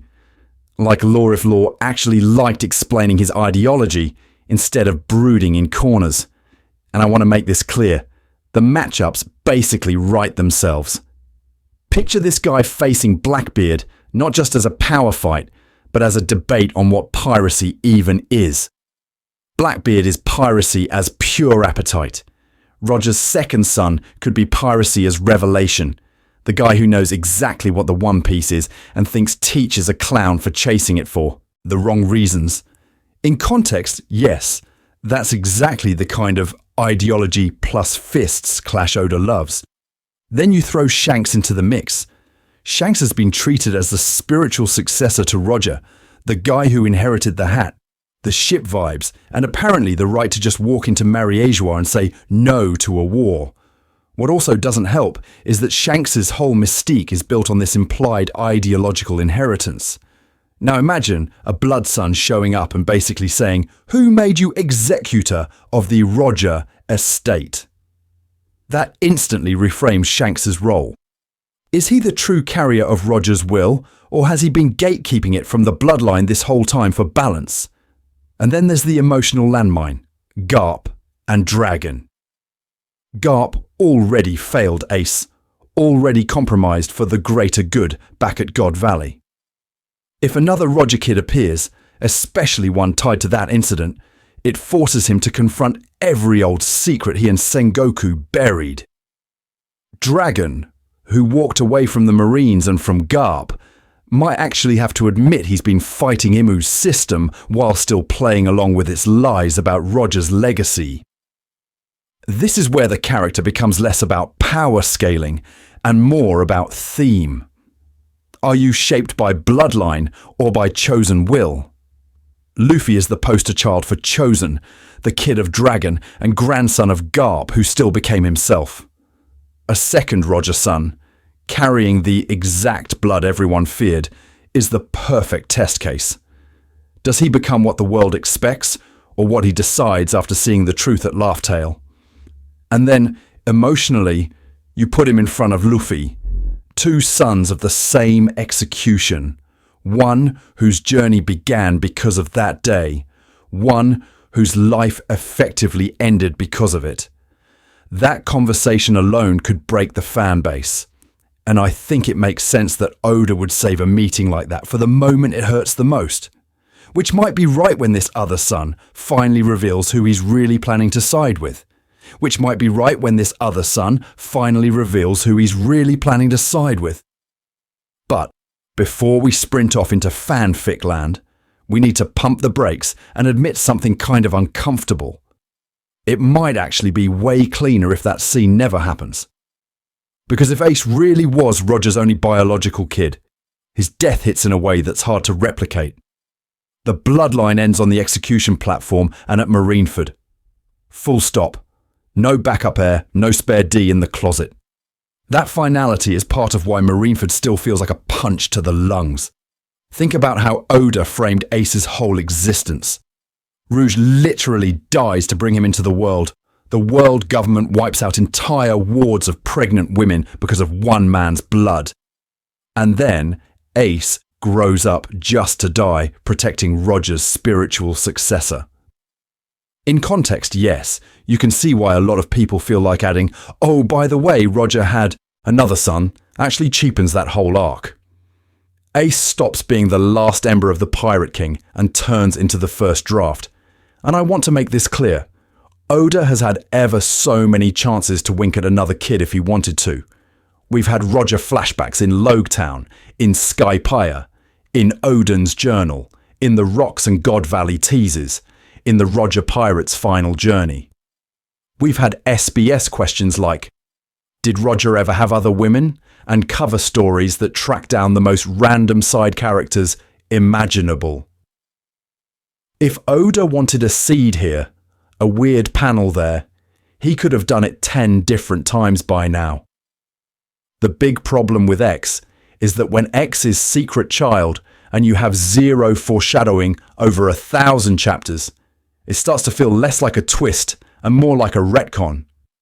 What also doesn't help is that the story is already juggling like 12 final boss level mysteries. We still need the Void Sentry explained. We need the ancient weapons actually used or at least pointed at someone in a threatening way. We need Imu's deal, the Will of D, the full God Valley incident, the final roles of Blackbeard, Shanks, Dragon, the Revolutionary Army's morality spiral. And now we're going to toss in surprise, another Roger bloodline with their own backstory, ideology and faction. You can see why some readers are ready to throw their hands up and say, no, stop, put the secret heritage down. And I think it makes sense that Oda might not want Roger to become a full-time soap opera protagonist. Part of the guy's power is that he's mythic and distant. We know just enough about his personality to understand why Luffy is spiritually his successor, but his day-to-day life is basically closed off. If we start meeting his exes, his estranged son, his other estranged son, and his dentist from Logetown, he stops being the legend who kicked off the Great Pirate era, and starts being that uncle who keeps showing up at family gatherings through flashbacks. So as you can see, these aren't weak objections. They're actually pretty strong, and they're exactly the kind of thing Oda himself would be thinking about. Can he add another Roger kid without breaking Ace's legacy, without bloating the endgame, and without turning Roger into a walking genealogy chart? That's the bar, and I promise we're not going to hand-wave any of this away. As we go through potential candidates and scenarios, we're keeping these counter-arguments in the back of our heads, and we'll circle back in the final verdict to ask, does this theory still work once you put all that weight on it? Or does it crack? So if the logic side is saying, this could work without breaking the story, the next question is, did any version of One Piece ever accidentally snitch on Roger and hint at another kid? Or more painfully, did Toei already tell us we're insane and we just didn't listen? Because the anime is a weird little gremlin in this discussion. It's not canon, but it is Toei's best attempt to visualize what they think Oda means. And sometimes they'll quietly expand on character beats in ways that feel a little too specific to be random. I want to make this clear. We are not treating anime filler as gospel. But when the adaptation consistently leans into a certain vibe, it's at least worth asking what that says about how they read the manga. Take the Roger flashbacks in the anime. Look at Logetown. Look at the Odin episodes. Look at the execution scenes that get reanimated every 5 years, like they're a seasonal event. Toei loves giving Roger extra lines about the next generation and the ones who will inherit this world. In the manga, that stuff is already present, but it's tighter. Anime Roger will stare into the middle distance and basically monologue about future kids without ever saying Ace by name. In context, yes, it's about inherited will in general, but as you can see, it also keeps his bloodline talk strangely generic. What also doesn't help is that the anime almost never reinforces Ace as the one and only son in its added dialogue. When they pad scenes with Garp or Sengoku reacting to Ace's execution, they double down on Roger's bloodline as this abstract threat, not the last fragment of Roger or anything that would hard confirm he didn't have backups. If Toei wanted to slam the door, this is where you toss in a casual "the only son of the Pirate King" line, repeat it 3 times and move on. Instead, they keep it vague and ominous, which is kind of the brand of this theory. Now, when we go hunting for secret eyebrow raises or weird reaction shots, the anime gives us a couple of fun almost hints. Shanks watching Ace's execution, for example, is framed with this very personal melancholy. The anime leans into that with extra silence, close-ups, and timing that make it feel less like, "I'm sad about a fallen rookie," and more like, "This is about Roger and something I'm not saying out loud." Is that proof of another child? No. But it does show that Toei reads Shanks as having a deeper, private connection to Roger's family than the script explicitly states.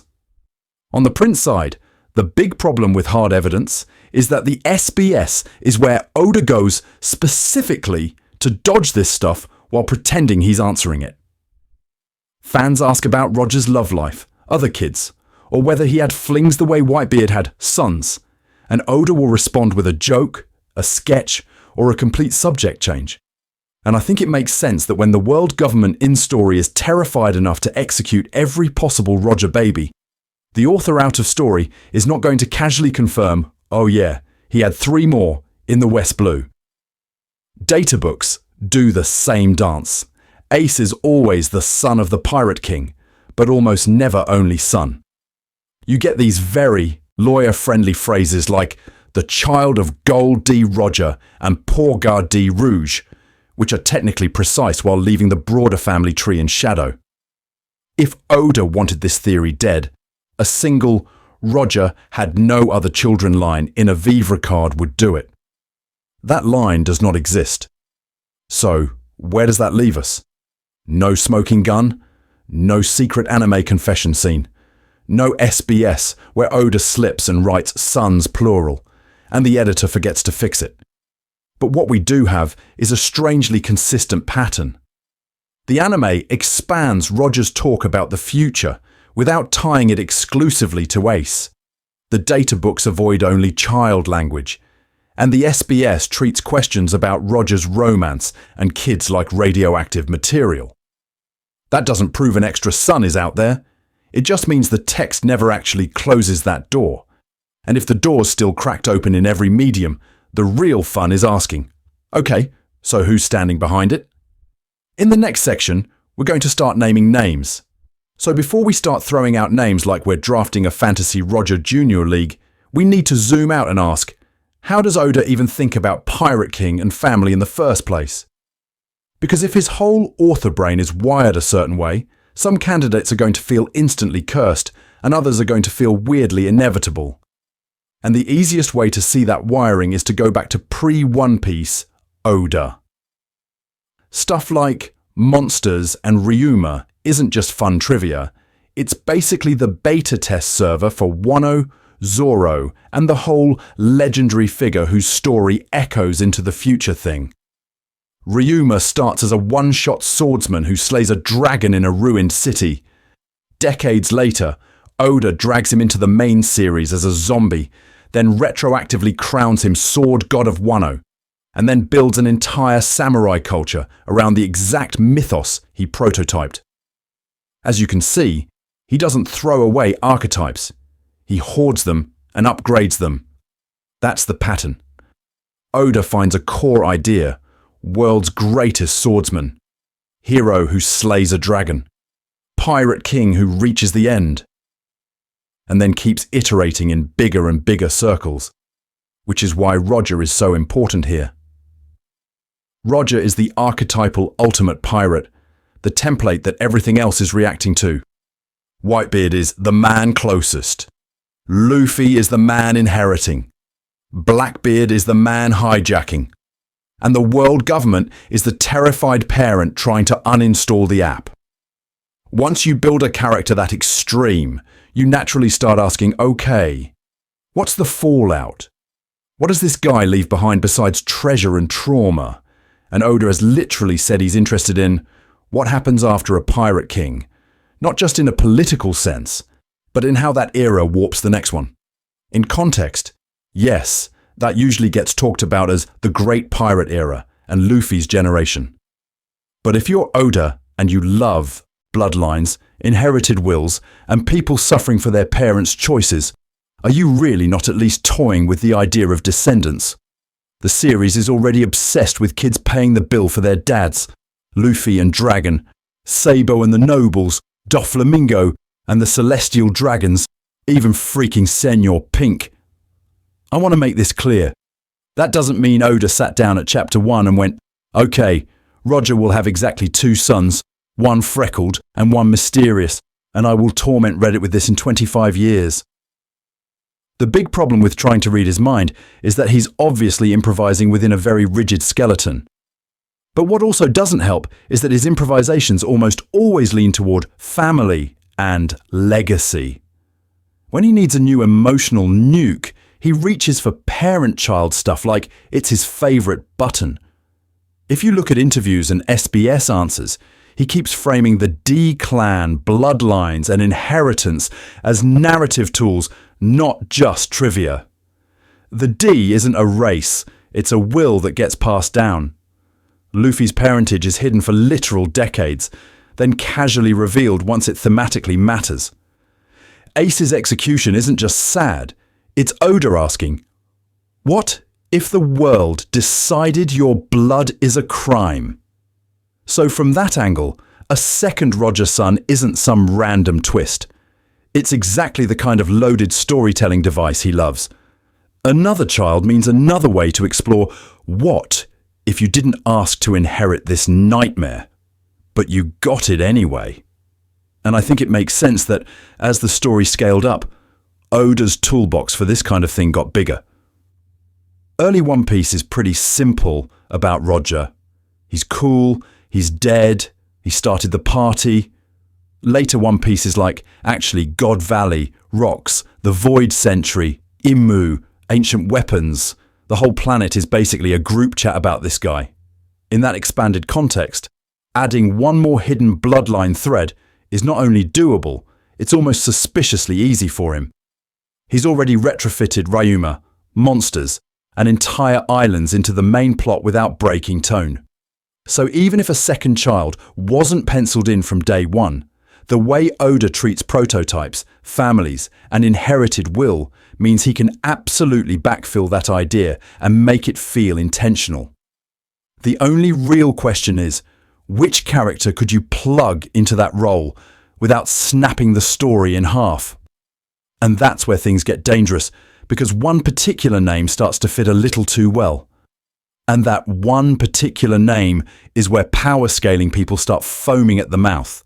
Because the moment you say Secret Roger Kid, they immediately go, okay, but where is he on Kaido's list? Let's start there, because Kaido's drunk tier list is basically the community's favourite PowerPoint slide.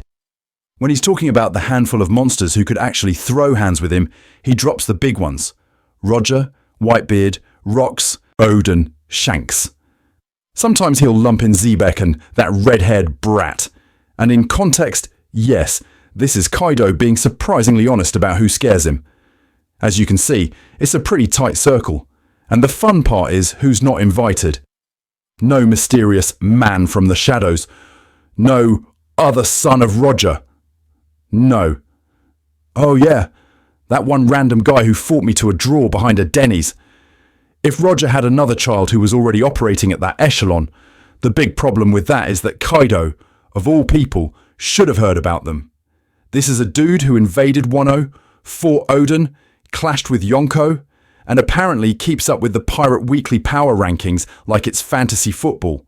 So if there was a second Roger Kid sailing around at top-tier strength, wrecking islands, dueling emperors, and generally doing protagonist numbers, they'd almost have to show up in conversations like this. It's the same logic people use against Mihawk. If you're that guy, Why don't the other that guys ever bring you up? And I want to make this clear. We're not saying Kaido is running an objective ESPN top 10. He's drunk, nostalgic, and kind of emotional. But he's also a living barometer for who shook the world. And that list is very loud in its silence. What also doesn't help is that when we look at other in-universe who matters moments, we see the same pattern. Big Mom flexes about the monsters of the sea, the old era versus the new, and she talks about rocks, Roger, Whitebeard, Kaido, Shanks, even this vague upstart generation. Sengoku does his Marineford TED Talk and name drops rocks, God Valley, Whitebeard, Roger, Garp. Blackbeard is out here recruiting like a deranged LinkedIn user, hunting down the most broken abilities and notorious reputations. Nobody even hints at some mysterious top tier who just doesn't have a brand. On the surface, that's pretty damning for the active Roger level second son idea. If he's out there free and strong, he's either doing absolutely nothing of note, or Oda has done a frankly insane job of keeping his feet completely off panel for over 1,000 chapters. Possible? Sure. Likely? Not really. But this is where the theory mutates. Because if we assume Oda wants another Roger heir in play, and the power scaling evidence says no visible monster yet, you get pushed into a different category, suppressed, imprisoned, or self-exiled. Suddenly, the absence from Kaido's list stops being a problem and actually becomes a clue. If the world government was willing to execute every maybe pregnant woman on Baterilla, what do you think they'd do if they ever got their hands on an actual confirmed second child? You don't parade that person around.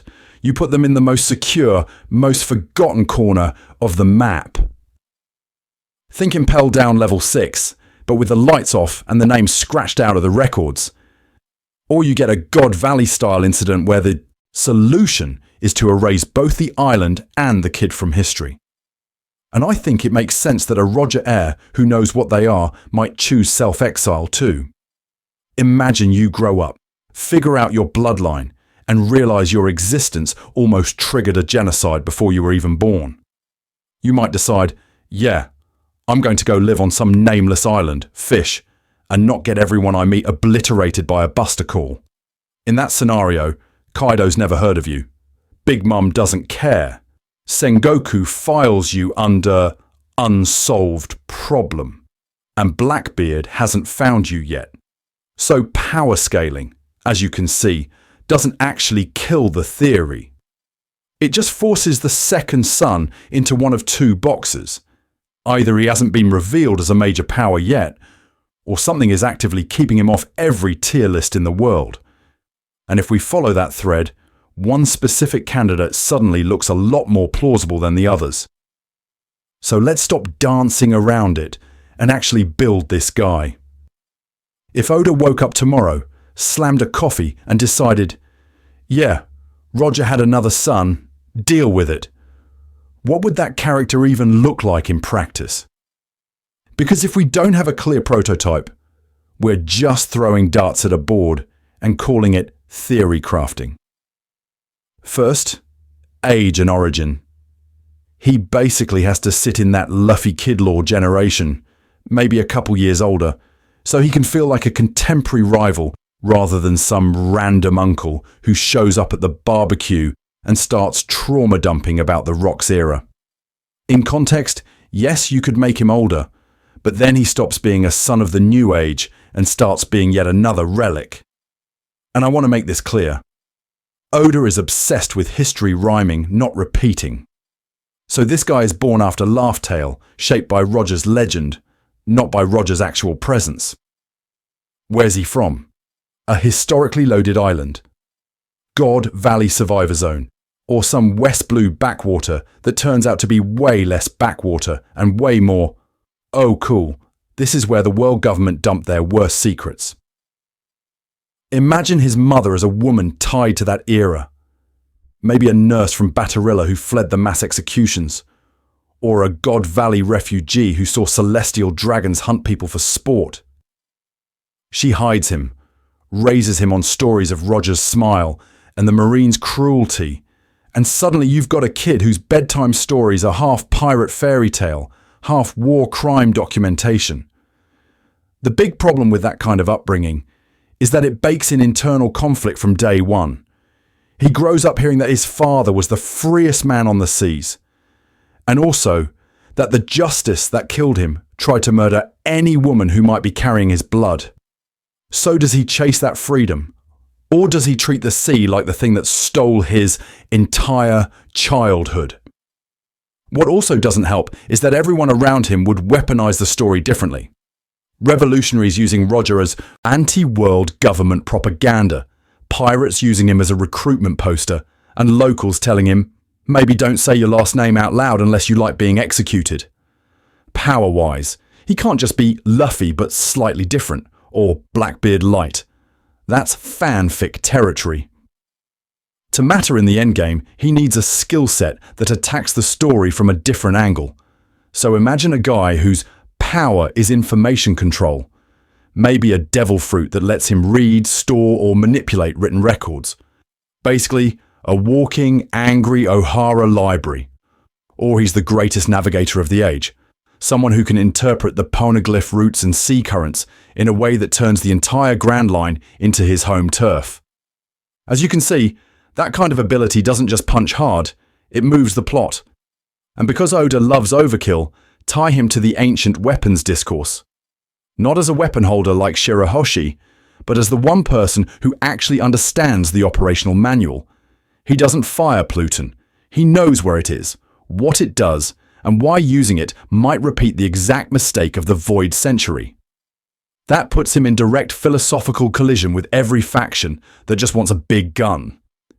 Ideology is where it really gets fun. You can go two ways. Path 1. He's a purist Roger fanboy, but in the worst way. He takes freedom as an excuse to ignore collateral damage, which puts him at odds with Luffy's very specific, very emotional version of freedom that always circles back to protecting people. So when Luffy punches a celestial dragon for a friend, this guy is like, cool, I punched 3 just because it was Tuesday. Path 2. He rejects piracy entirely. He sees what Roger's era did to the world, decides that the Pirate King dream is just another form of ego, and starts working from the shadows, maybe as a broker, maybe as a revolutionary, maybe as a third thing that makes both sides uncomfortable. And I think it makes sense that whoever fits this mold instantly becomes a lens for everything we've talked about. Once you lock in this prototype, age, island, mother, trauma, information-based power, messy ideology, you can go back to our earlier candidates and ask, who actually lines up with this, and who only fits in meme form? Because one name, in particular, starts lining up a little too well.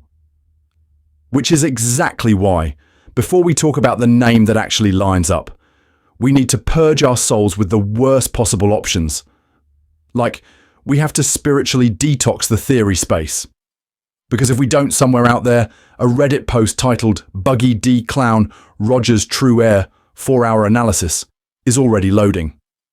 So let's do a quick cursed tier list of Roger's secret son candidates that would instantly turn One Piece into a different genre. Starting with the obvious war crime, Buggy. Imagine the series spends 25 plus years building up the Will of D, the Void, Century, Emu, Joy Boy, all that. And the payoff is that the Pirate King's legacy is a man whose greatest achievement is tripping into godhood while crying. In context, yes, Buggy being Roger's son would technically explain why the world keeps accidentally promoting him. The big problem with Buggy is that it takes this carefully crafted destiny narrative and replaces it with a clown car honking its way into Marineford. And I want to make this clear. I love Buggy. Buggy is peak comedy. Buggy is spiritually what happens when you feed Usopp's lies to a devil fruit. But as you can see, charisma is not the same as thematic weight. Buggy works because he's the parody of inherited greatness, not the embodiment of it. Luffy is the guy who earns his legend. Buggy is the guy who stands next to legends and gets splash damage clout. Next up, the Dark Timeline. Spandam. Imagine we find out that the world government's most pathetic middle manager is actually Roger's kid. Suddenly, that Buster call isn't just bureaucratic incompetence, it's a family drama. CP9 goes from edgy assassins with cool kicks to your dad didn't hug you, and now you're waterboarding Nico Robin. What also doesn't help is that Spandam has negative narrative synergy with Luffy. Luffy punches up against tyrants, not whatever Spandam is.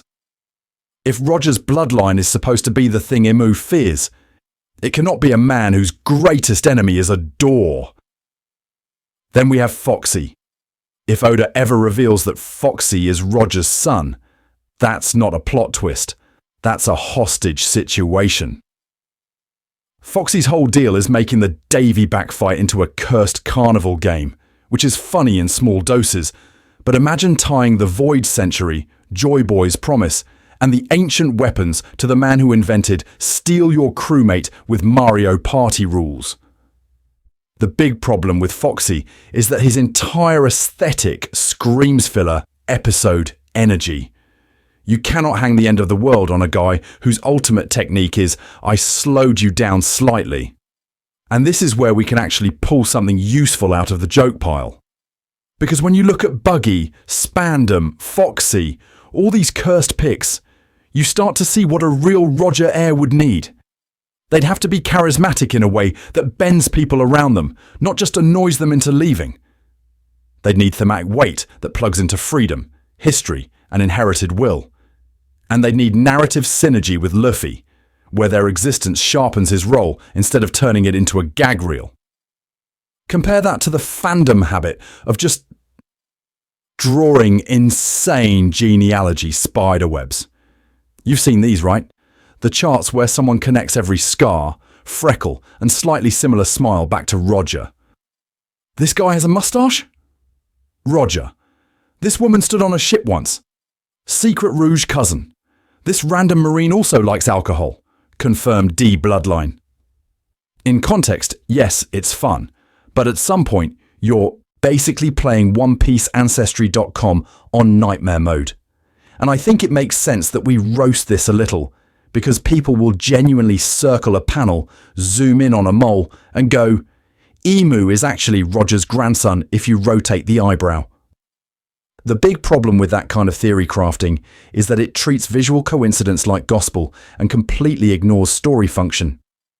As you can see, our framework is trying really hard not to do that. We're not just saying, he has a hat, Roger had a hat, bloodline confirmed. We're asking, does this person's existence recontextualize God Valley, Laugh Tale, the execution, Emu's paranoia, and Luffy's role? So now that we've cleared out the absolute worst possibilities and sacrificed Buggy, Spandam, and Foxy to the theory gods, we can finally get serious again. Because one candidate actually does line up a little too well. And once you see how their age, origin, and ideology intersect with Roger's final journey, it's very hard to unsee. So when I say one candidate lines up a little too well, you already know who the fandom is screaming. It's Shanks. It's always Shanks. If a mystery exists in One Piece, someone has tried to solve it with Shanks like he's duct tape with red hair. And in context, yes, Shanks as Roger's son is insanely clean thematically. He inherits Roger's straw hat. He carries on Roger's dream by betting on the next generation. He literally inspires Luffy the same way Roger inspired Shanks. That's not subtle. The emotional payoff of Luffy is chasing Roger's will while Shanks is carrying Roger's blood basically writes itself. But the big problem with Shanks is that once you stop crying about how poetic that is and actually look at the timeline, things get crunchy really fast. Shanks is found as a baby in God Valley Treasure, which is an amazing image, but also kind of locks his origin to that incident. If he's Roger's kid, Suddenly God Valley has to be rocks, celestial dragons, Garp, Roger, Kuma's clan, maybe Shanks' mystery mum, and also a secret baby handoff side quest. That's a lot. What also doesn't help is that Oda already gave Shanks a giant lore hook with the Figureland stuff in film red and the Holy Knight silhouette that looks suspiciously like him. You don't need Roger's son on top of possible celestial dragon, God Valley survivor, Yonko, secret diplomat to the Gorosei. At some point you're just stacking toppings until the narrative pizza collapses. Mihawk, on the other hand, is almost the opposite problem. His backstory is a black hole. We know he has no crew, no territory, and apparently spends his free time bullying Don Krieg and cutting up ships out of boredom. The guy has Roger-like swagger, and that same, I'm already at the top, I'm just vibing energy. Visually, he even fits the romanticized pirate image in a way that feels very Roger adjacent. So your brain goes, mysterious past, king energy, lonely throne, secret Roger child. I want to make this clear. In a vacuum, Mihawk being Roger's son is not stupid. It's actually pretty elegant. But Mihawk has basically zero direct ties to the Roger pirates, to Baterilla, to Garp, to Rouge, to any of the people who are panicking about Roger's bloodline. You have to invent an entire hidden history where the world government somehow missed the guy with the Dracula cosplay and the world's most famous sword. That's asking Oda to retcon ever so many things at once. Then we have a Rouge and the Wildcard Brigade. Structurally, these guys are beautiful. Rouge is from the sky, tied to weird religious imagery, showed up at Sabodi at the exact right time, and punched a pacifista so hard it made Kizaru look over. That's not nothing. Characters like him are open real estate. Oda can paste any lineage on them without breaking earlier scenes. And I think it makes sense that people look at the least explained supernova and go, yeah, that guy is hiding something. But the big problem with a Rouge, Bonnie, or some random supernova being Roger's kid is that the emotional runway just isn't built yet.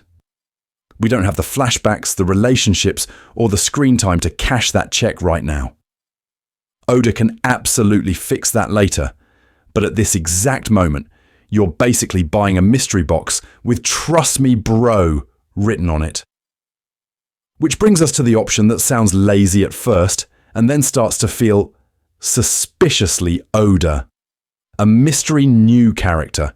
Not literally new, more like we've seen them in a flashback panel, or as a silhouetted prisoner, or as a name dropped once in a Vivre card new. Someone tied to God Valley, or to Baterilla, or to that weird multi-year gap between Laugh Tale and Roger's execution. Someone who can be written from the ground up to fit the exact age, ideology, and tragic circumstances Oda wants, without retroactively turning Shanks into a walking exposition dump. As you can see, Shanks is the fan favourite and the cleanest emotional note. But the most Oda-like move might actually be introduce someone we haven't fully met yet, then reveal that they've been orbiting the story's biggest events from the shadows. And the scary part is, we might already have their silhouette.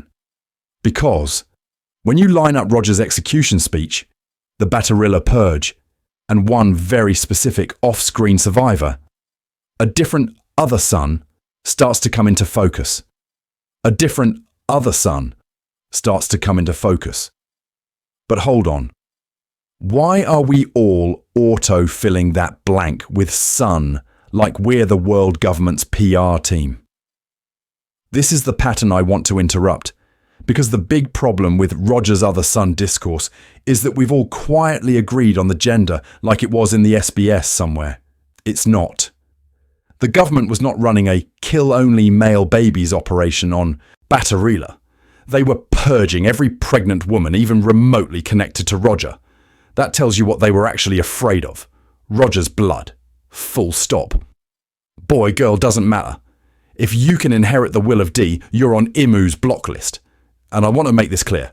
A daughter of Roger is just as terrifying, if not more, when you look at how Oda treats women who are plugged into ancient power or political flashpoints. Think about Vivi. She's not some top-tier fighter, but she's a literal pivot point for a kingdom that's secretly at the center of the Void Century drama. Or Shirahoshi, who looks like a crybaby princess and is casually Poseidon, an ancient weapon that can erase islands by accident. Or Toki, who strolls in from 800 years ago like, oh, you guys are still doing the oppression thing? And time skips the entire plot. In context, yes, Roger having a daughter would almost lean harder into that pattern. A woman quietly carrying an absurd destiny while the world underestimates her is kind of Oda's favourite hobby. And I think it makes sense that if you're the Marines and you've already seen what happens when a single girl in a castle can command sea kings, you're not going, hey, it's fine. It's just a daughter this time. So if it is a daughter, how do you hide her? You don't do the ace route. You don't stash her with a Marine hero who punches dragons for fun. You do something way more boring, which in One Piece is actually code for incredibly suspicious. You marry her into a royal family where her last name gets buried under some respectable non-D surname, or you tuck her into a line like Vivi's, Alabaster style, where the kingdom is old enough and politically important enough that the government has to smile and pretend they don't see the problem. Or you do the opposite. You disguise her as a non-combatant so hard that the fandom just writes her off. The polite archaeologist, the weak princess, the quiet attendant who's always in the room when history is being discussed but never throws a punch. What also doesn't help is that we, as readers, are trained to go, oh, she doesn't fight, she's support. Oda loves that blind spot. That's exactly where you'd stash a Roger kid. Now imagine Luffy meeting that person and slowly realizing, wait, you're basically my sister. Not a brother, let's punch each other into a river relationship like he had with Ace, but a sister figure who carries Roger's blood and maybe a kingdom on her back. Ace was the reckless inferno that burned out. This hypothetical daughter could be the slow-burning fuse, politically entangled, carrying prophecy she doesn't even want, maybe even resenting Roger in a completely different way. Luffy's dynamic with Ace was about shared pain and chosen brotherhood. With a sister of Roger, it becomes responsibility versus freedom. Does he topple a government for her? Does she drag him into the exact kind of chosen one narrative he keeps running away from? As you can see, that instantly creates a different emotional lane than just Ace 2.0, but with a new haircut. Now, yes, the episode title, the marketing, all of that is screaming son at you. And in context, yes, we are going to talk about male candidates because that's how the theory's been packaged for years. But Oda's whole thing is weaponizing assumptions. He absolutely could set up the entire fan base to look for a lost son while quietly positioning a daughter in the background, tied to ancient power, prophecy, or a throne. So while we go back to playing Spot the Secret Heir with all the usual suspects, keep that wildcard in your pocket. The reveal that the most dangerous Roger child might not be the one we were gendering from Chapter 1.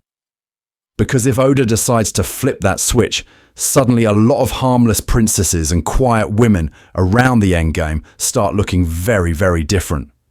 And that's where this stops being just a fun guess the secret heir game and crashes headfirst into the big stuff people write 40-page Reddit essays about: ancient weapons, the will of D, and why Roger's DNA might actually be endgame infrastructure.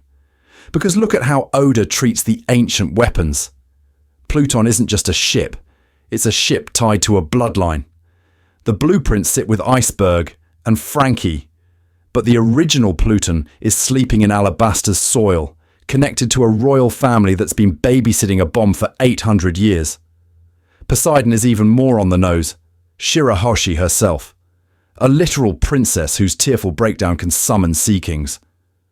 Uranus is still in the mystery box, but in context, yes, every hint we get screams, something only a chosen few can control, probably tied to some sky lineage or the world government's own twisted bloodline.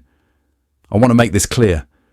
Oda keeps hardwiring doomsday weapons into people, not just places. It's not find the keycard, it's find the right human being.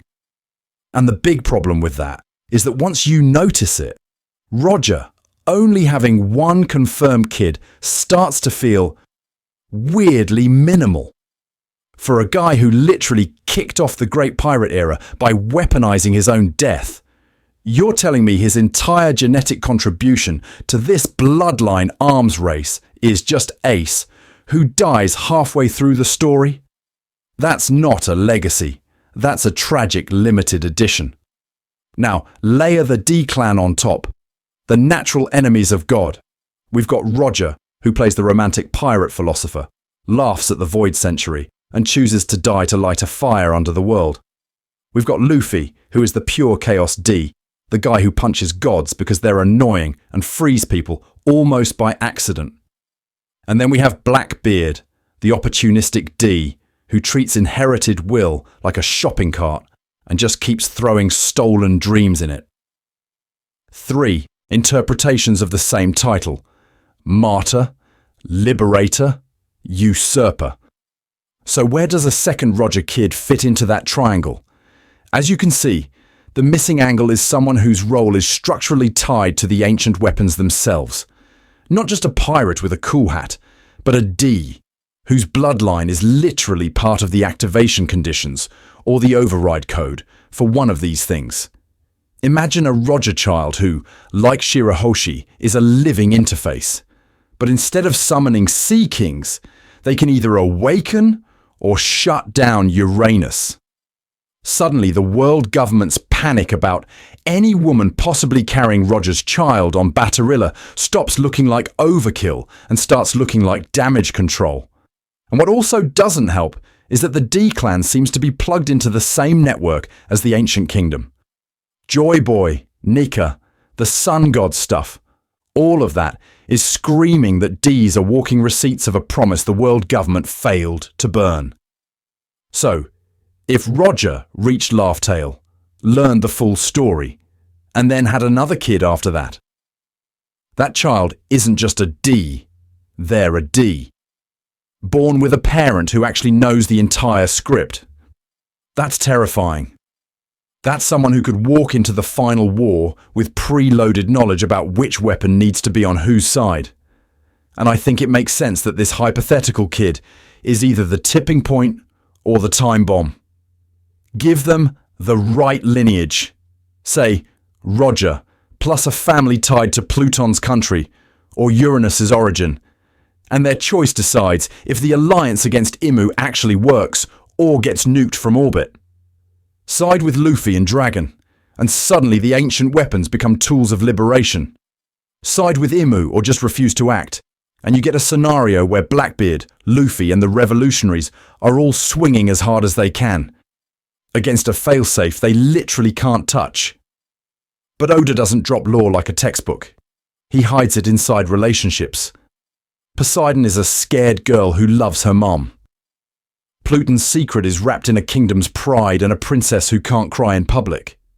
So, if he wants to drop the final ancient weapon and the true meaning of the D in one go, what's cleaner than revealing that Roger's other child has been sitting at the emotional center of an existing cast this whole time? Not a lore NPC, but someone with bonds to Luffy, to Shanks, maybe even to a Gorosei. Because once that reveal happens, every conversation they've ever had suddenly becomes potential setup for the moment they decide which god they're actually the enemy of. And if that sounds too dramatic, just remember, Oda already used one Roger kid to break the world once. Using the second to decide how it ends is exactly his level of petty symmetry. So if Oda drops the bomb that Roger had another kid, the first person whose soul just leaves his body is not Luffy, not Shanks, Not even Sengoku. It's Garp. Because suddenly that goofy old man gag character has to relive the worst decision of his life. Twice. And I want to make this clear. Garp is already a walking trauma sandwich. He failed to save Ace. He let Luffy run straight into the era of pirates Roger created.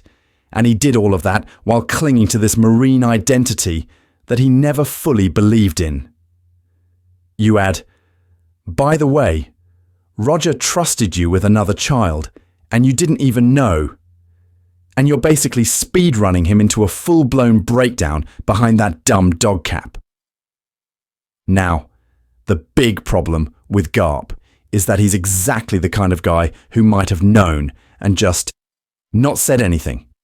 In context, yes, that sounds insane, but look at his track record. He knew about Ace's heritage. He took Ace in. He kept that secret from the Marines, from Luffy, from basically everyone. So you have to at least ask, did Roger try that conversation twice? Did he say, I have another kid out there? And Garp either refused or decided the best way to protect them was to pretend he never heard it. What also doesn't help is that Garp's sense of justice is already this weird DIY kit. He refuses promotions, he punches celestial dragons, he helps Roger and still calls himself a hero of the Marines. So if he suspected a second heir existed and chose not to look, that fits his pattern perfectly. It's that classic Garp logic. If I don't know where the kid is, I can't betray them or the Marines, so I'll just throw myself into training Luffy and Ace and hope the world doesn't burn too hard. Spoiler, it burned. So picture the scene. Garp, post-Marineford, sitting in some quiet corner of the world, and this new Roger child walks in. Or worse, Dragon walks in with them. Garp has to admit that the entire time he was yelling at Luffy to become a Marine, he might have been trying to overwrite yet another promise to Roger that he never kept. He could confess that he heard rumours, that Sengoku hinted the Baterilla purge might have missed someone, that he chose not to dig because he couldn't handle another Ace situation. And then we get Dragon. Because Dragon is where this gets really nasty, symbolically. As you can see, Dragon already positioned himself as the anti-Roger. Roger plays by the pirate rules. Dragon flips the whole board. Roger inspires a new age of piracy. Dragon wants to burn the world government itself. Now throw in a second Roger heir and ask, is this person a tool, a threat, or the competition for face of the new era? Dragon, as Luffy's father, has one priority. Do not let his son get crushed by someone else's destiny. Dragon as revolutionary leader has a different priority. Weaponize symbols. A secret Roger child is basically a living nuke for propaganda. He could parade them as proof that the world government lied about erasing Roger's bloodline. As another D, the heavens couldn't kill. But as a dad, he has to wonder if this kid becomes the shortcut the world chooses instead of Luffy. So imagine Dragon and Garp arguing over this new heir. Garp saying, don't drag them into your war. Dragon snapping back, you dragged Ace into yours the second you left him with Dedan. Garp clinging to this idea that kids deserve a normal life. Dragon coldly pointing out that the world government executed pregnant women just for maybe carrying Roger's child, so normal was off the table before any of them were born. And I think it makes sense that this is where the generational drama spikes. Suddenly, the final war isn't just Marines versus pirates versus revolutionaries. It's a family court case run by gods, Garp, Dragon, Luffy, Ace's memory, and this new Roger heir all standing in front of the world trying to decide whose promises get kept this time. Because if Oda really wants to be evil with it, that heir might force Dragon to admit the real reason he started the revolution. And the answer to that is what completely flips how we see both Roger and the Void Century. And this is exactly where Marineford suddenly stops being just the big punchy war arc and turns into a character witness hearing for the word son. Because once you add a second Roger kid into the mix, Whitebeard's speech on that scaffold starts reading way less like a generic pirate pep talk and way more like a very pointed choice. Whitebeard doesn't say, "This is Roger's son, protect him." He says, "All of you are my sons." And then, in practice, he orbits the entire war around Ace. The fleets move for Ace. The commanders scream for Ace. The old man literally reshapes the ocean just to reach this one kid. In context, yes, that's already powerful. But if Roger actually had another child somewhere out there, that means Whitebeard either knew and still sent at Ace, or Ace really was his only bridge to Roger's blood. So, which is worse for your emotions? Whitebeard not knowing, or Whitebeard knowing and basically saying, "I'm picking this one." Because if he didn't know, the tragedy is that the world government pulled off the ultimate information nerf. They wiped Baterilla, hunted pregnant women, and still missed one. And Whitebeard dies, believing this one boy is the last ember of his rival's era. If he did know, then that speech about family becomes a conscious bet. He's not just saying, "This is my son." He's saying, "Out of all the possible heirs to Roger's will, this is the one I'm willing to die for." I want to make this clear. That doesn't make the hypothetical second kid less important. It actually makes them terrifyingly important, because they're now living in the shadow of the son who got chosen and still died. Imagine being that second Roger child years later, finally seeing the broadcast of Marineford, watching this giant of an old man call Ace his son, watching the entire world freeze as Ace is executed, and realizing that was supposed to be your blood brother. Do you feel guilt because you survived? Resentment because nobody came to save you like that?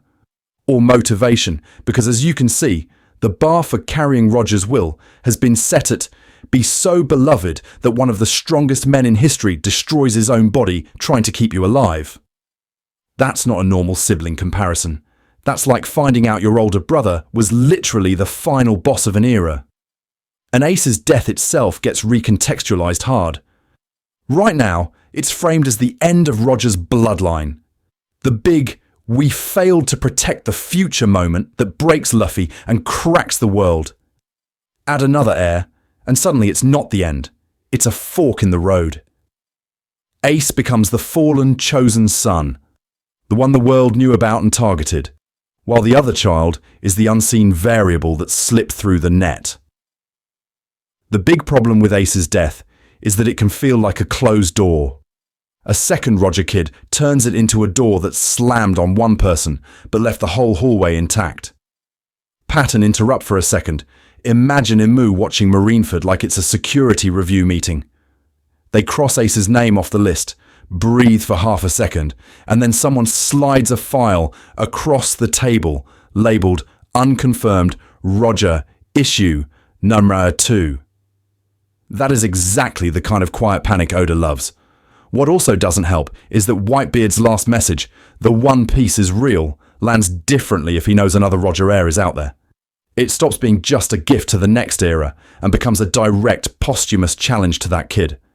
Your father started this age. My son died in the middle of it. Now what are you going to do with the mess we left you? And I think it makes sense that Oda would use that to show how son in One Piece is less about biology and more about how your life ripples out.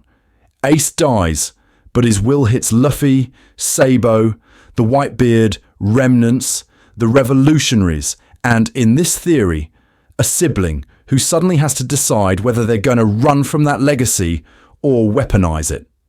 So even if one son falls on that execution platform, the story doesn't lose Roger's will, it multiplies the places it can show up. And the real question becomes, when that second child finally steps onto the stage, are they honouring Ace's path, correcting it, or trying to burn the entire concept of Roger's son to the ground? So at this point you might be thinking, okay, cool tragedy pitch, but are we actually saying Oda hid a whole extra Roger kid for 1,000+ chapters? Or did we just get high on Baterilla war crimes and forget to come back down? Let's separate what the story is practically screaming from what's us galaxy braining in the subreddit basement. The most solid pillar is the government's absolute meltdown over Roger's blood. They didn't just execute Ace, they carpet-bombed the concept of pregnancy on Baterilla for a year.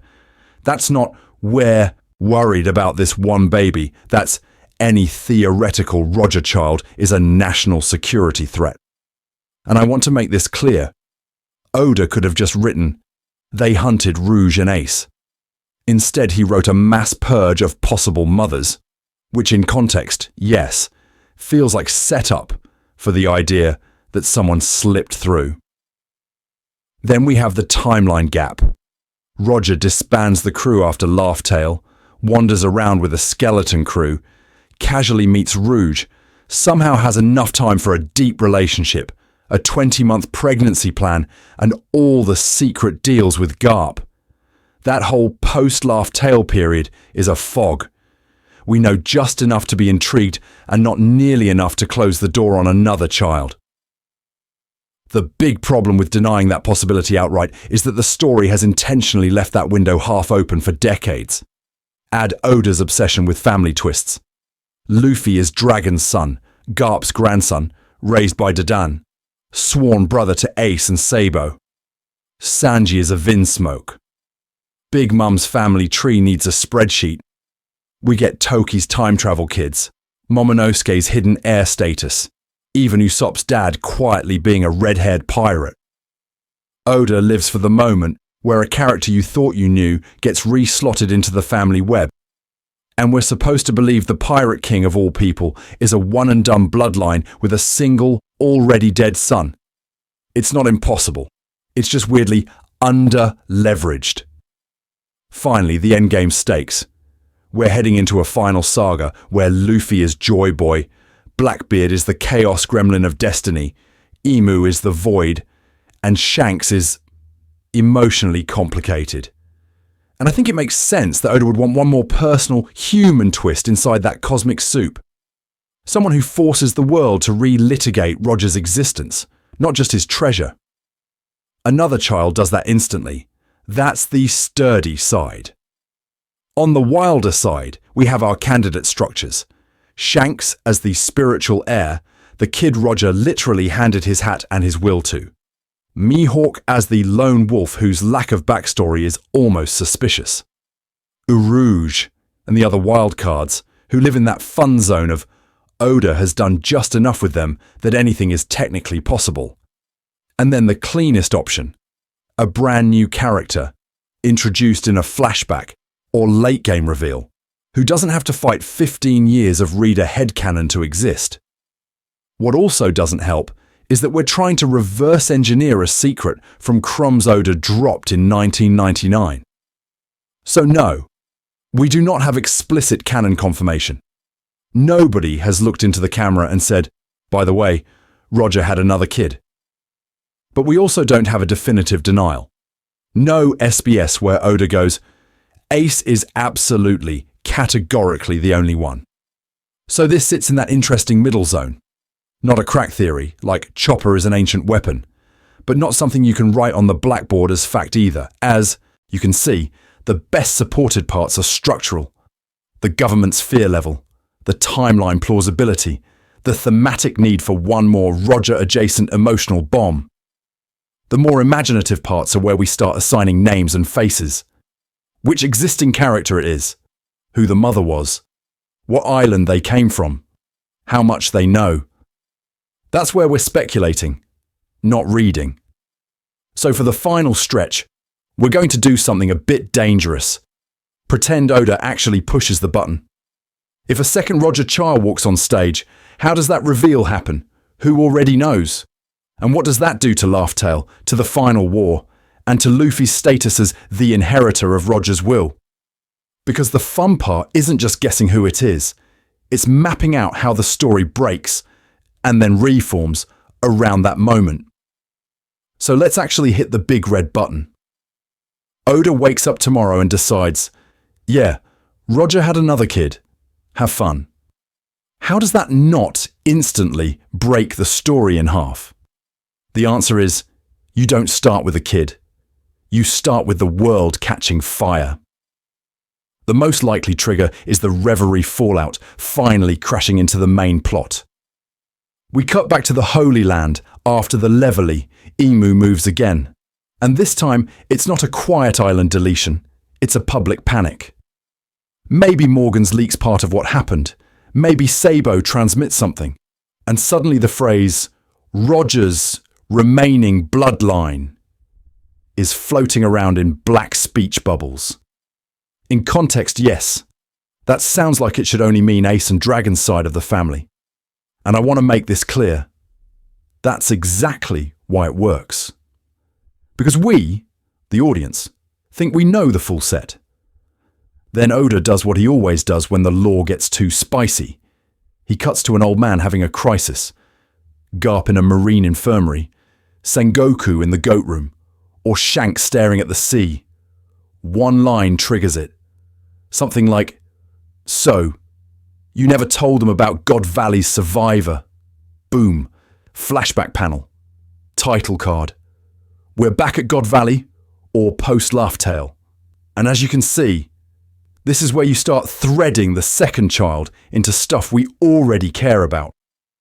We'd see Roger in that weird, calm, post-Laugh Tale phase, talking with Garp or Sengoku about the world government hunting his blood. We already know they executed every pregnant woman they could find on Baterilla, which apparently is a totally normal level of paranoia for them. The twist is that one pregnancy slipped the net, not because the government was merciful, but because someone inside Marine HQ or the Roger Pirates actively hid it. Intercut with that, present-day panels of a sealed chamber under Marineford, or a chained ship in some forgotten marine vault starting to crack open as Imu panics.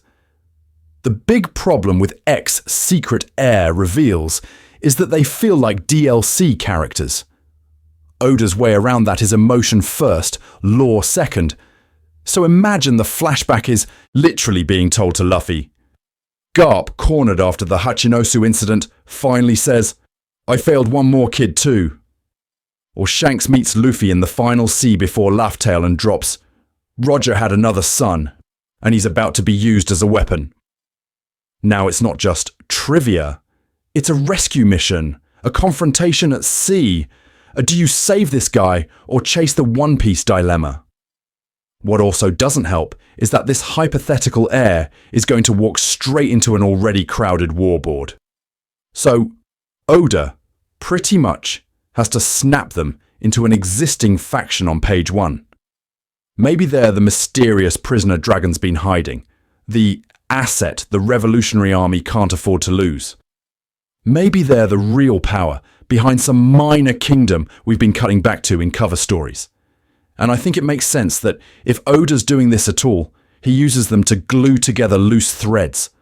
God Valley survivors, the missing piece of Shanks' relationship with the government, and Imu's oddly specific fear of the D. And because Oda loves efficiency, the reveal would answer ever so many questions at once. Why did Roger talk about my son finding the One Piece like it was inevitable? Why was the God Valley incident so heavily erased? Why has Imu been targeting certain bloodlines and islands with almost obsessive overkill? One flashback, one present-day unsealing, and suddenly those scattered hints about the one who inherited Roger's true sin click into place. But all of this still dodges the spiciest part. Who actually fits into that role without collapsing someone else's arc? And what kind of personality do you give the literal backup copy of the Pirate King? Because once we start plugging real names into this scenario, things get very weird, very fast. So let's actually stress test this idea, because on paper, Roger had another kid sounds either peak endgame payoff or peak telenovela. There is no middle. Best case first. In the ideal version, the second child doesn't overwrite Ace. They extend the whole inherited will conversation in a way that makes you go back and reread chapters like you missed the punchline the first time. Imagine Luffy finally meeting someone who carries Roger's blood, but not his dream. Same lineage, totally different answer to the question, what do you do with this legacy? That's a terrifyingly good emotional foil. We've watched Luffy bounce off pseudo-brothers, father figures and rivals. We've never seen him deal with a literal cousin whose existence proves that blood alone doesn't make you the next Joy Boy. In that version, the law also snaps together. The world government's insane overreaction on Baterilla stops being a one-island massacre and becomes the sloppy cover-up of a larger failure. They missed one. Suddenly, Imu's obsession with erasing lights on the map, the God Valley incident, and the weird gaps in Roger's post-Laugh Tale timeline all click. As you can see, Oda was quietly setting up an unresolved bloodline problem.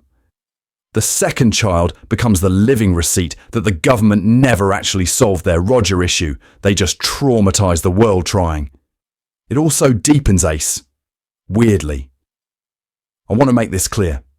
In the best version, Ace stays unique because he's the one who rejected Roger's will so hard he'd rather die as Whitebeard's son.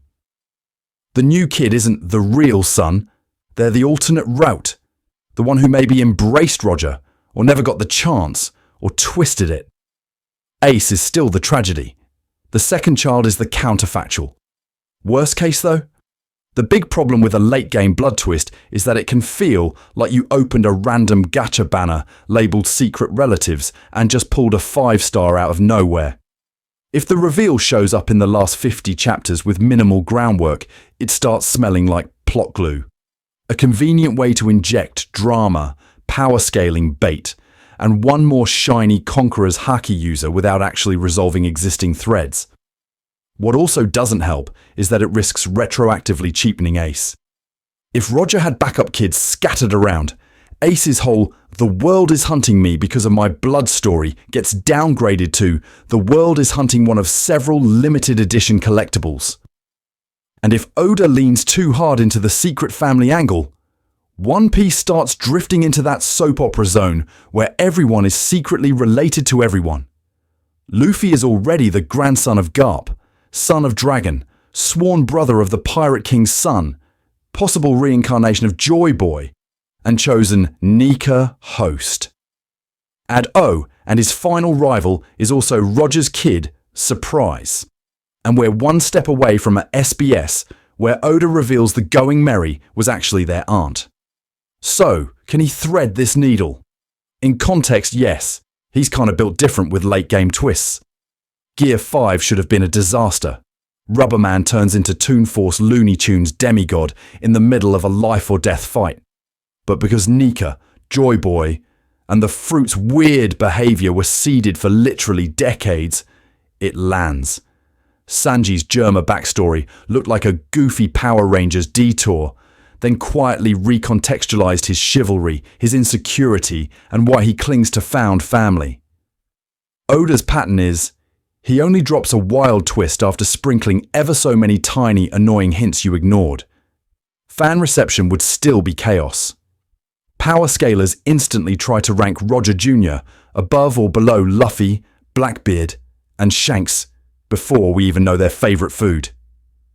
Lore hunters go full Pepe Sylvia board, connecting God Valley, rocks, and every panel where Garp looks slightly stressed. Casual watchers are split between "oh cool plot" and "wait, who is this? And why are they important during the final war?" And I think it makes sense that the most engaged fans would be the most suspicious, because they remember how long Ace was set up before we even met him. So where does that leave us? It's risky. It could absolutely flop. But the thematic upside, another living test case for inherited will, another axis to judge the D bloodline, another lens on Roger's sin, is so strong that it stays a genuinely compelling card for Oda to keep in his back pocket as we head into the final stretch. And if he does play it, the real question won't just be who is the kid, it'll be what does this say about Luffy's place in Roger's story? So if Oda actually drops the bomb that Roger had another son, we can't just treat this guy like some fun side DLC character. Where does he sit on the final power web? Is he another Yonko piece on the board? Or the dude quietly holding the rulebook and an ancient weapon remote behind his back? In context, yes, age matters. Roger died 24 years ago. Ace was born posthumously, and this hypothetical kid would almost certainly be in that same late 20s, early 30s bracket as the current monsters. Which means by the time of the Final Saga, you're looking at someone in their prime, raised in the shadow of either the world government's paranoia or Roger's last will. You don't get Son of the Pirate King and then average G3 Marine performance reviews. You get at least first mate level stats by default. Combat-wise, I want to make this clear. If this kid trained seriously, they're sitting somewhere in that pre-time skip Yonko commander to low-end Yonko range. Not Kaido and not old sick Whitebeard, but easily rubbing shoulders with characters like King, Katakuri, or current Zoro. Add in the very real chance of Conqueror's Haki, because Roger, Ace, and Luffy all having it while his other kid doesn't would just be rude, and you're suddenly in advanced Co-C coating territory. If Oda really wants to be mean, he throws in a broken Logia or a mythical Zoan, and now this guy is one creative awakening away from being a top 5 fighter on the planet. But the big problem with power scaling Roger's son is that combat is probably the least interesting axis. Because who actually cares if you punch as hard as Kaido if you walk into Mariajois with Void Century receipts? If this kid inherits not just will, but knowledge, maybe from a hidden Roger logbook, maybe from being quietly raised by a former Roger crewmate, you're dealing with a different kind of endgame threat. Imagine someone who knows what the One Piece really is, understands the ancient weapons, and can point at Imu's throne and say, yeah, so that's illegal. That's not just a strong pirate, that's a narrative nuke. What also doesn't help is that the world government would absolutely overreact to that combination. We already saw them execute every pregnant woman on Baterilla just on suspicion. So if a son slipped through, survived, and somehow made contact with an ancient weapon, Pluton, through Wano, Uranus via some God Valley secret, whatever, you suddenly have a character who can sit at the same table as Luffy, Blackbeard, and Shanks without necessarily matching their raw hands-throwing ability. Influence-wise, they're either the fourth pillar of the new era or the kingmaker who decides which pillar doesn't make it out of the final war. And I think it makes sense that their role depends on personality.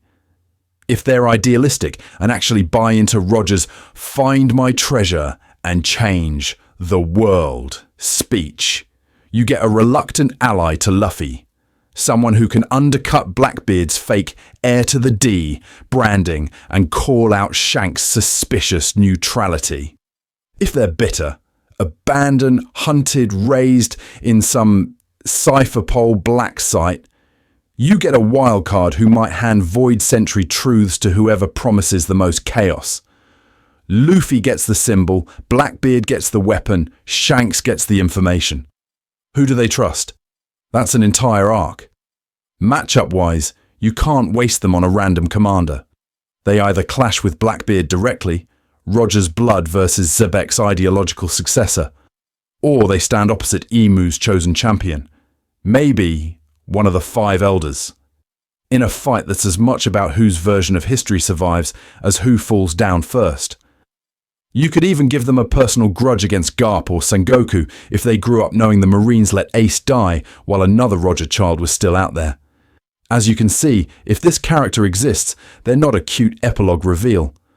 Plugging them into the power and influence grid automatically warps the final war structure.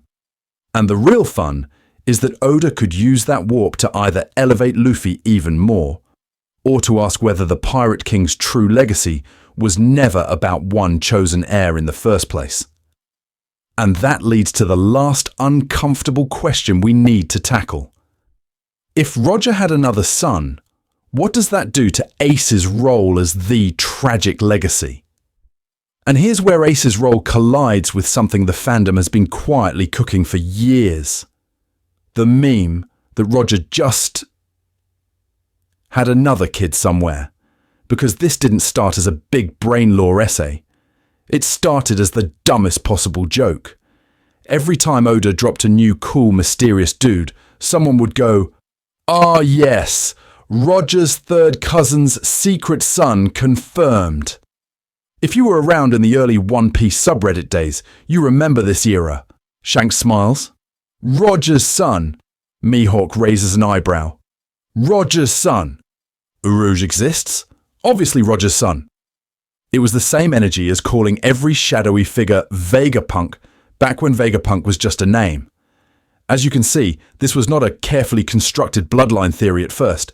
It was a running gag that stuck around because Oda kept introducing ever so many characters who felt like they mattered way more than their page time.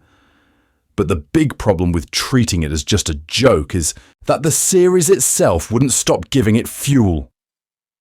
People started noticing that Roger's family tree is weirdly empty for a guy who sailed the entire world, got worshipped, and apparently had at least one confirmed romance. So when new lore dropped, those old hidden kid comments aged like suspiciously well-stored wine. Suddenly you had Reddit mega-threads with titles like, "Okay, but what if Shanks actually is Roger's biological son?" And the replies were not laughing. They were posting timelines. And YouTube comments absolutely joined in. Under every Shanks video, you'll find at least one essay arguing that his found in a chest origin, his similar charisma, and his weird relationship with the world government all scream Roger heir. Then Twitter, or X, or whatever we're calling that pirate ship now, started doing the same with Mihawk. People comparing his age, his era, and his very specific respect for Shanks and Roger-era legends. The meme quietly upgraded from "haha secret son" to "okay, but which one of these guys is the secret son?" What also doesn't help is that Oda keeps dropping canon that retroactively supercharges the joke. God Valley gets revealed. Suddenly we know Roger and Garp pulled off this insane co-op raid. And the timeline between that, Laughtail, and Roger turning himself in gets fuzzier and more loaded. Emu appears, terrified of a certain bloodline. And fans go, if the world government was so scared of Roger's kid that they hunted pregnant women, are we really saying Ace was the only one they missed? In context, yes, that's a wild question. But it's exactly the kind of wild question this series keeps rewarding. Then the Rock's flashbacks arrive, and now every survivor from that era is suspect. People start pointing at characters like Shiki, Bakin, even random God Valley adjacent silhouettes and going, Roger could have had connections here, right? And I want to make this clear. Most of these takes are still delivered with that semi-ironic tone. But the homework behind them, the timeline charts, the panel comparisons, the age 39 during God Valley calculations, those are not ironic at all. And I think it makes sense that this evolved beyond a gag because emotionally, the fandom lost something when Ace died. Ace was our direct, on-screen bridge to Roger. Once he's gone, that Roger bloodline feeling has to go somewhere. So what do fans do? They start projecting that missing emotional connection onto other characters who already feel central. Shanks, with his mentor energy. Mihawk, with his old guard mystique. Even the occasional what if Urouge is important thread that refuses to die. Quick pattern interrupt here. If you search Roger's other son right now, you'll find everything from crack edits of Buggy holding a paternity test to 3,000-word theory posts arguing that a brand new Final Saga character is going to walk in and casually be Gol D. Something. It's stupid. It's also exactly how this fandom processes grief and hype at the same time. So this video is kind of stepping into that long-running bit and saying, okay, let's treat the meme like a serious narrative question for a second.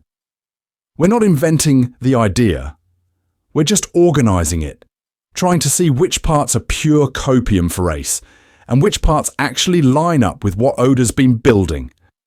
And from here, we can finally start asking the dangerous version of the question. Not just did Roger have another son, but if he did, what kind of story would Oda use him for? So after all of that, where do we actually land? Did Roger have another son, or are we just building a conspiracy board out of vivre cards and copium? If I had to slap a number on it, my gut check would be something like canon probability medium, narrative potential extremely high.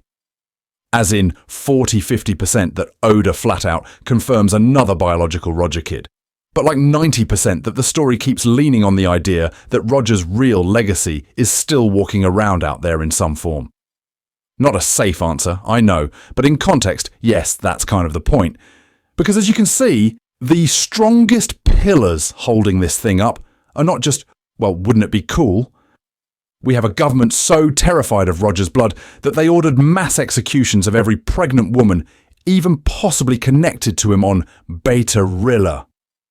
That is not normal background paranoia. That is, we read the last page of the script and panicked energy. Then you've got the timeline gap after Laugh Tale, where Roger disbands the crew, wanders off, and Oda just quietly fades the camera out for years. And I want to make this clear. Oda does not leave multi-year blank spaces in the life of the Pirate King for no reason, and then go, oh yeah, he just chilled. What also doesn't help is that Oda has a pattern of doing exactly this with bloodlines and secret heirs. Dragon being Garp's son and Luffy's dad was dropped way later. The Nefertari family being traitor celestial dragons sat in the background for hundreds of chapters. So when the endgame is all about inherited will, the D's and Imu freaking out about specific bloodlines, it actually makes pretty clean thematic sense that Roger's lineage might not be a one-and-done deal. But the big problem with just screaming, Roger had another son confirmed, is Ace. Ace's entire character, from Rouge's 20-month pregnancy to his execution mirroring Roger's, is built around being the cursed child of the Pirate King who never asked for that legacy. If you suddenly drop in, oh, by the way, here's Roger Jr. 2.0, complete with DLC backstory, you risk making Ace feel like the beta test. That's a pretty serious narrative crime. On top of that, we do have to admit the risk of overcomplication. One Piece is already juggling Luffy's family, Dragon's Revolution, the Nika, mythology, 3 ancient weapons, Imu, the Gorosei, Blackbeard, Shanks, and whatever Elbaf is cooking. Adding a whole extra secret Roger kid could easily become the lore equivalent of adding one more topping to a pizza that's already collapsing under its own weight. And I think it makes a sense that Oda has stayed totally silent about this so far. If he's going to do it, it kind of has to be a late-game nuke, not a mid-arc fun fact.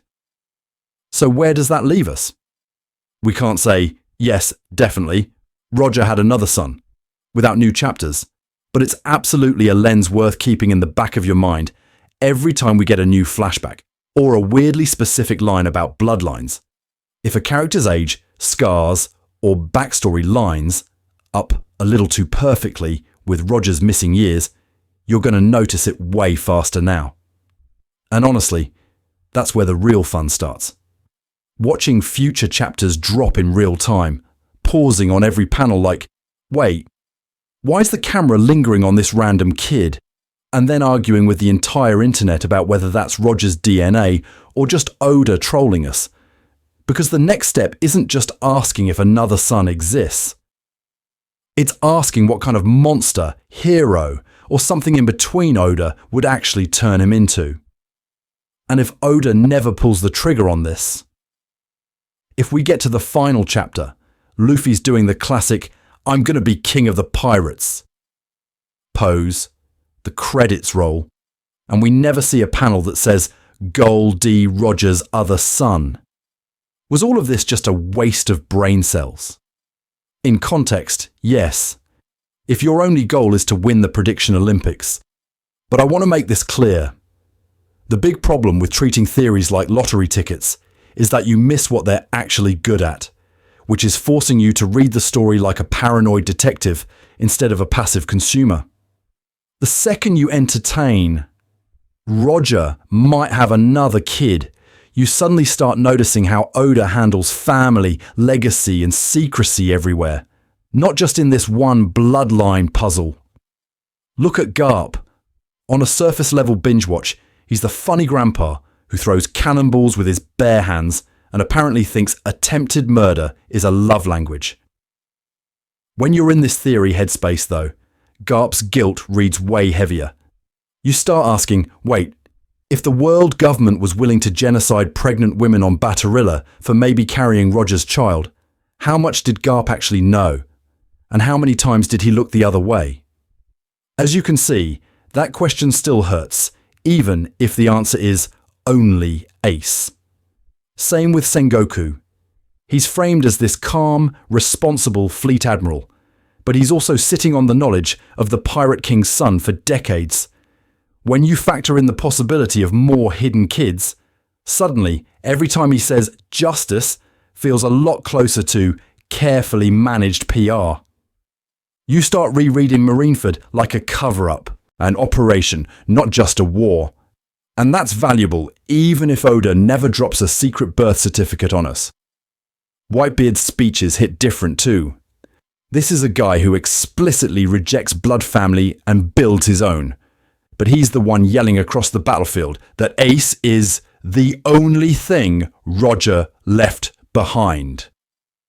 If you're Roger mystery-pilled, that line stops being a simple hype moment and becomes a weirdly specific claim from someone who was on the seas at the same time and knew way too much.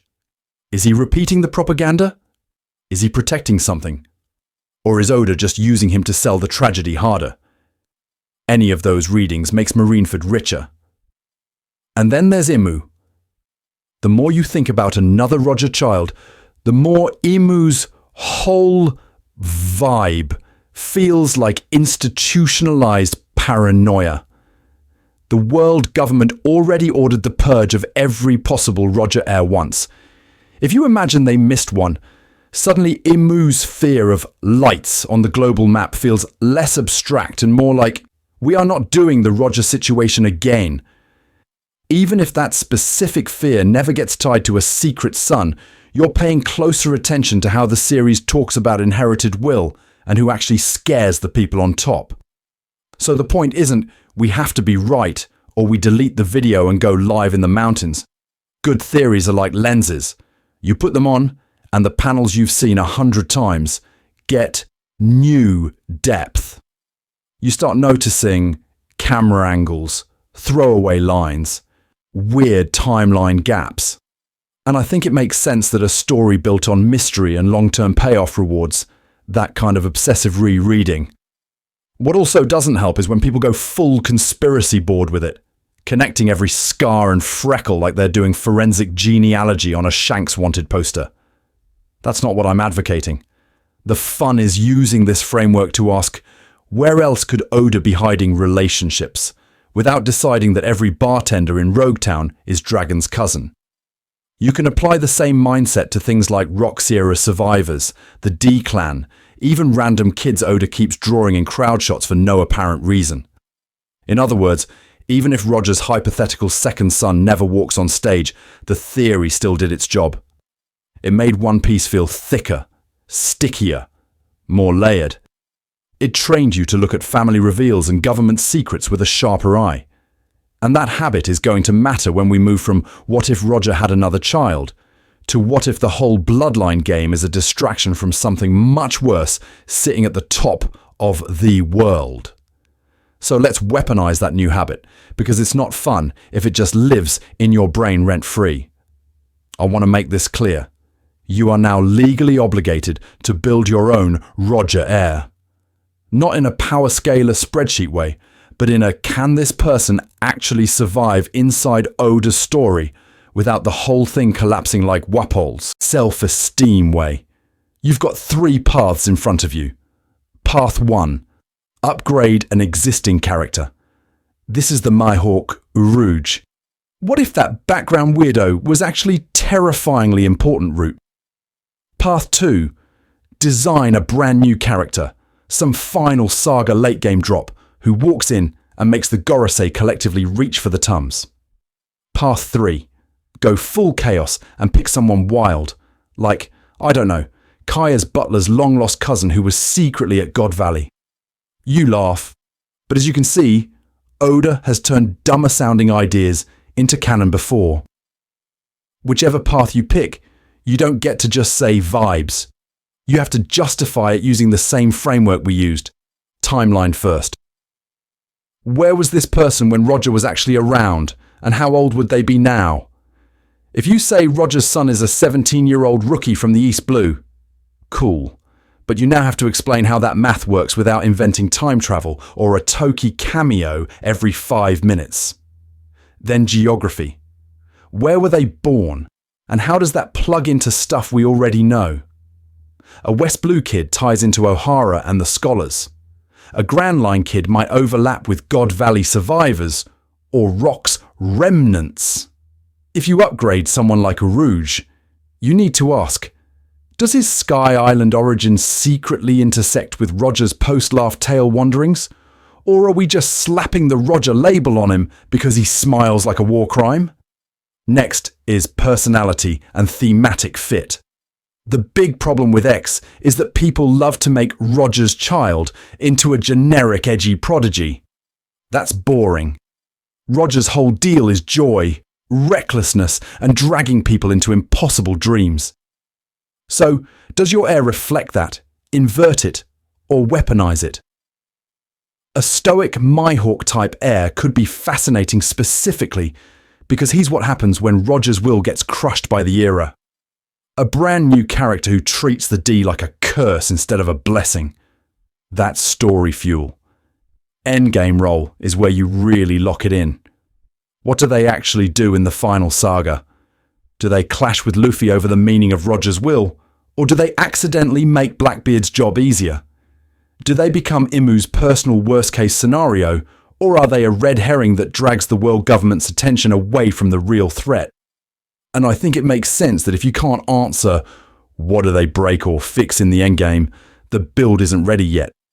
To keep this from turning into pure fanfiction mush, add at least one fun constraint. Your heir must create new drama for Garp. Maybe he hid this kid too, and suddenly his Hero of the Marines title looks even more fraudulent than Mihawk's Black Blade. Or your heir has to make Imu more scared than they were of Ace, which means you need a concrete reason. Bloodline, ancient weapon connection, some forbidden knowledge from Laugh Tale, something that would actually justify the mass pregnancy purge on Baterilla. You can also go smaller but sharper. My Roger heir has to recontextualize God Valley. They must give Sengoku a personal crisis. They have to threaten the Revolutionary Army's narrative. In context, yes, even more than Sabo's Flame Emperor hype. Constraints are what stop this from being like a deviant art OC with a cool coat. And what also doesn't help is that people think structured play kills creativity, when in reality some of the best community theories came from this exact kind of sandbox. Davy backfight lore, Elbaf predictions. Even the whole Usopp is secretly tied to dwarves and giants thing. Those didn't come from throwing darts at a character chart. They came from fans asking, okay, if this is true, what else has to be true around it? So pick your path, build your heir, and drop it in the comments or in whatever threads you haunt. Treat this video as a shared document we're all editing.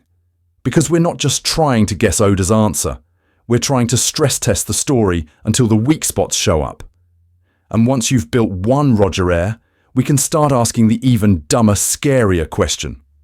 What if the Roger bloodline is a decoy, and the real Nightmare family has been standing on top of the world the whole time? So before we sprint off into Nightmare family standing on top of the world, we should lock in what we've actually built with Roger's maybe kid theory. Because as you can see, this is one of those ideas that sounds like crack at first and then starts quietly bullying canon into lining up with it. Clue number 1 is still the ugliest. The pregnancy purge. The world government didn't just go, "Oh no, Roger had a kid, that's bad." They went full horror movie on Baterilla and tried to wipe out every pregnant woman who could possibly be carrying his child. That isn't the reaction to one confirmed baby. That's the reaction to a bloodline they do not understand and cannot track. I want to make this clear. You don't commit mass prenatal war crimes because of one woman whose name you already know. You do that because you're terrified there might be others you missed in other islands, in other seas, and you'd really like to delete the entire possibility tree. Clue 2 is the timeline, which is doing a suspicious amount of heavy lifting if we pretend Ace is the only result. Roger reaches Laughtail, disbands the crew, wanders around for years, casually hands himself in, and then we get the execution.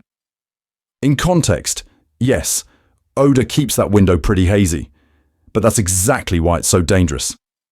It's long enough for Roger to visit multiple islands, meet multiple women, and leave behind something the government can't easily correlate to Baterilla. When Garp is getting begged to save my child. That's the one we know about. The big problem with Ace-only thinking is that it treats those missing years like a loading screen instead of actual story time where things, happened. Clue 3 is the Oda pattern. This man hoards family reveals like they're limited edition Vivre cards. Sanji's whole lineage shows up after hundreds of chapters. Usopp's potential dwarf-adjacent heritage is still just sitting there, quietly weird. Luffy's dad and grandpa were late-game bombs, and then we get Dragon's whole revolutionary deal on top. And yet Roger, the guy whose name is literally on the box, has one confirmed kid, one tragic lover, and then just silence. What also doesn't help is that every other major bloodline in the series gets peeled back layer by layer, while Roger's gets one flashback and a funeral. And I think it makes sense that readers look at that imbalance and go, okay, what are you hiding? Clue 4 is narrative hunger. We're heading into the final war, where everyone and their emotionally damaged father has personal stakes. Luffy's tied to Dragon and Garp, Blackbeard is tied to Rock's Era mysteries, Emu is tied to the Void Century. Roger's will is supposed to loom over all of this, but right now his legacy is mostly vibes, treasure, and trauma. A second Roger child instantly gives the endgame a living, talking embodiment of the old era colliding with the new. Someone who can look at Luffy, look at the One Piece and say, that was supposed to be my story, which is exactly the kind of petty human resentment this series loves. And Clue 5 is us. The fandom will not shut up about this idea. If you search for Roger's other kid, you get ever so many threads, videos, and galaxy brain charts trying to staple his DNA onto Shanks, Urouge, some random bartender, or a character Oda probably hasn't even drawn yet. Oda reads SBS questions like, is this Rock a D? He knows what we're cooking. So when an idea survives this long across this many communities and keeps getting tiny bits of fuel from new chapters, you have to at least consider that he's playing into it on purpose. Put together, these 5 things don't prove Roger had another child, but they do something almost scarier. They make the world feel wrong if he didn't. And once the story feels wrong, that's when Oda usually walks in with a grin and says, oh, by the way, which is exactly where we're headed next when we start asking who, exactly, is suspicious enough to wear that crown. So, after all that build-up, where do I actually land on this? Do I think Roger had another kid running around the world while everyone was busy trauma dumping over Ace? In context, yes. Kind of. My honest stance right now is like 70-30 in favour of there is another child, and I'm actively rooting for it because of how much narrative spice it adds. I want to make this clear. I'm not saying this because secret child twist won automatic peak fiction. The big problem with mystery relatives is that in weaker stories they feel like soap opera DLC.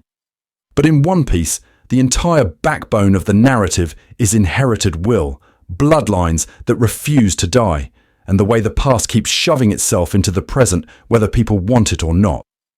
Roger, the man whose name literally reshaped the era, leaving behind only Ace, who dies halfway through the story and has zero impact on the final war directly, kind of undershoots the setup Oda gave him. As you can see, when you put Roger next to the monkey family tree, it gets weirder. Garp has Dragon. Dragon has Luffy. Luffy is out here punching gods. That's 3 generations of escalating chaos. But Roger, one son, posthumous, immediately hunted, then executed later by lava. That's not a dynasty. That's a tragic one-shot. And I think it makes sense that Oda, who is very allergic to wasted potential, would want at least one more living piece of Roger's bloodline on the board when we hit Imu, the Ancient Weapons, and Laugh Tale Round 2. What also doesn't help is that the world's reaction to Roger's bloodline is absolutely insane if Ace is the only data point. The world government was so terrified, they were ordering the execution of every possibly pregnant woman on Baterilla. That's not, we're worried about one baby, that's, this bloodline existing at all is a problem. Combine that with the multi-year gap between Laugh Tale and Roger turning himself in, and you get this very convenient blank space where another child could have been conceived, hidden, and folded into the story under another label. Pirate, revolutionary, warlord, take your pick. So structurally, the other child idea patches a lot of things. It gives Roger's journey a more direct living echo in the Final Saga. It balances out the monkey family overachiever chart, and it gives the government's paranoia a payoff that isn't just, yeah, they committed mass murder, and it didn't even matter. That doesn't prove it's canon, but it's why I lean toward yes instead of pure tinfoil. But, and this is the important caveat, One Piece is still ongoing, and Oda has blindsided us ever so many times.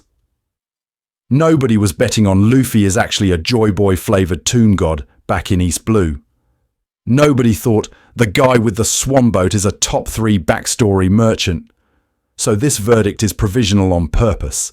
If Oda wakes up tomorrow and says in an SBS, actually, Ace was Roger's only biological child, go touch grass, I will sigh, close my Google Docs full of red string, and accept it. Here's where I want you to jump in. If you're on team no other kid, what is the single piece of evidence that would actually change your mind? Is it a specific timeline detail, a character's age, something about God Valley?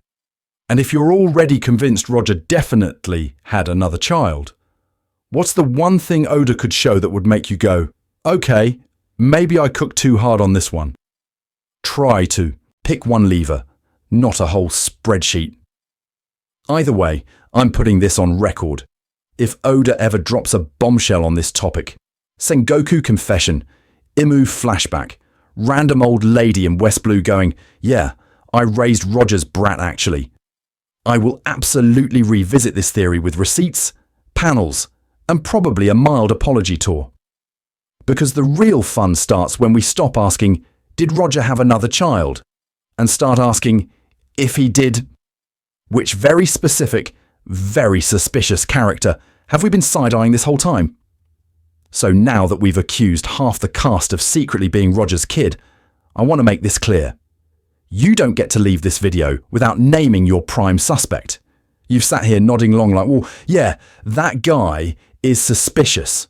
So put it in writing. Drop a comment with your favourite candidate for Roger's other child, and more importantly, why. Not just Shanks gives off sun energy, actually walk it through.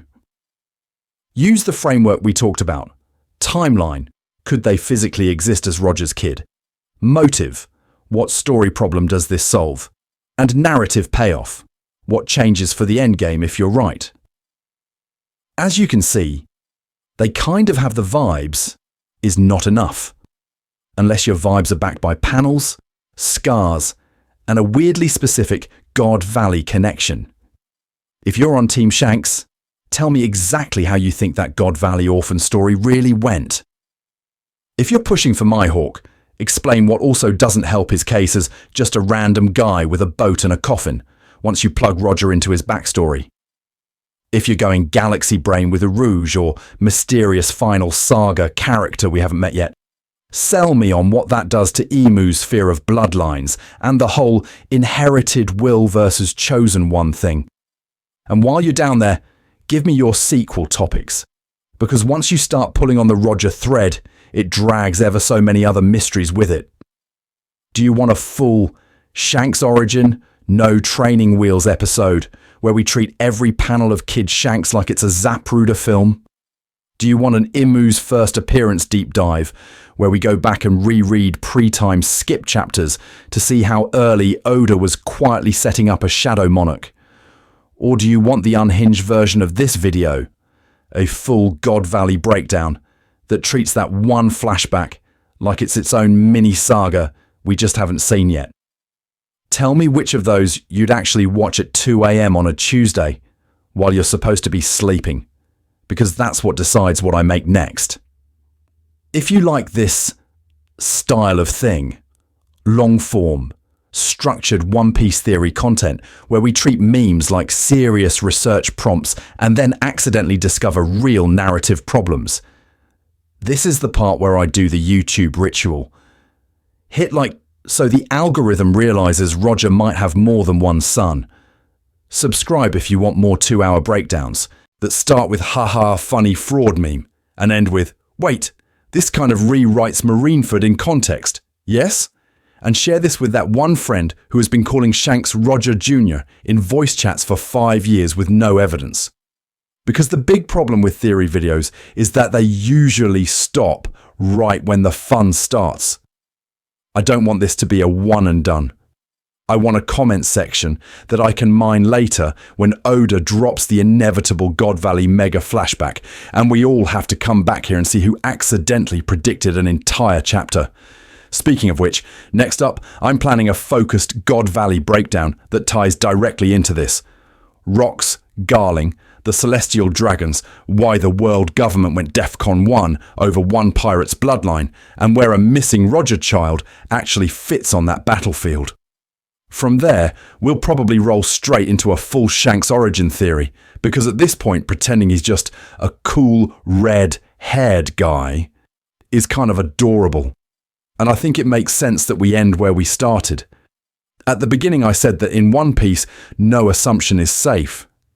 Ace being Roger's only son felt locked in for years. Until you start looking at all the weird gaps Oda left lying around.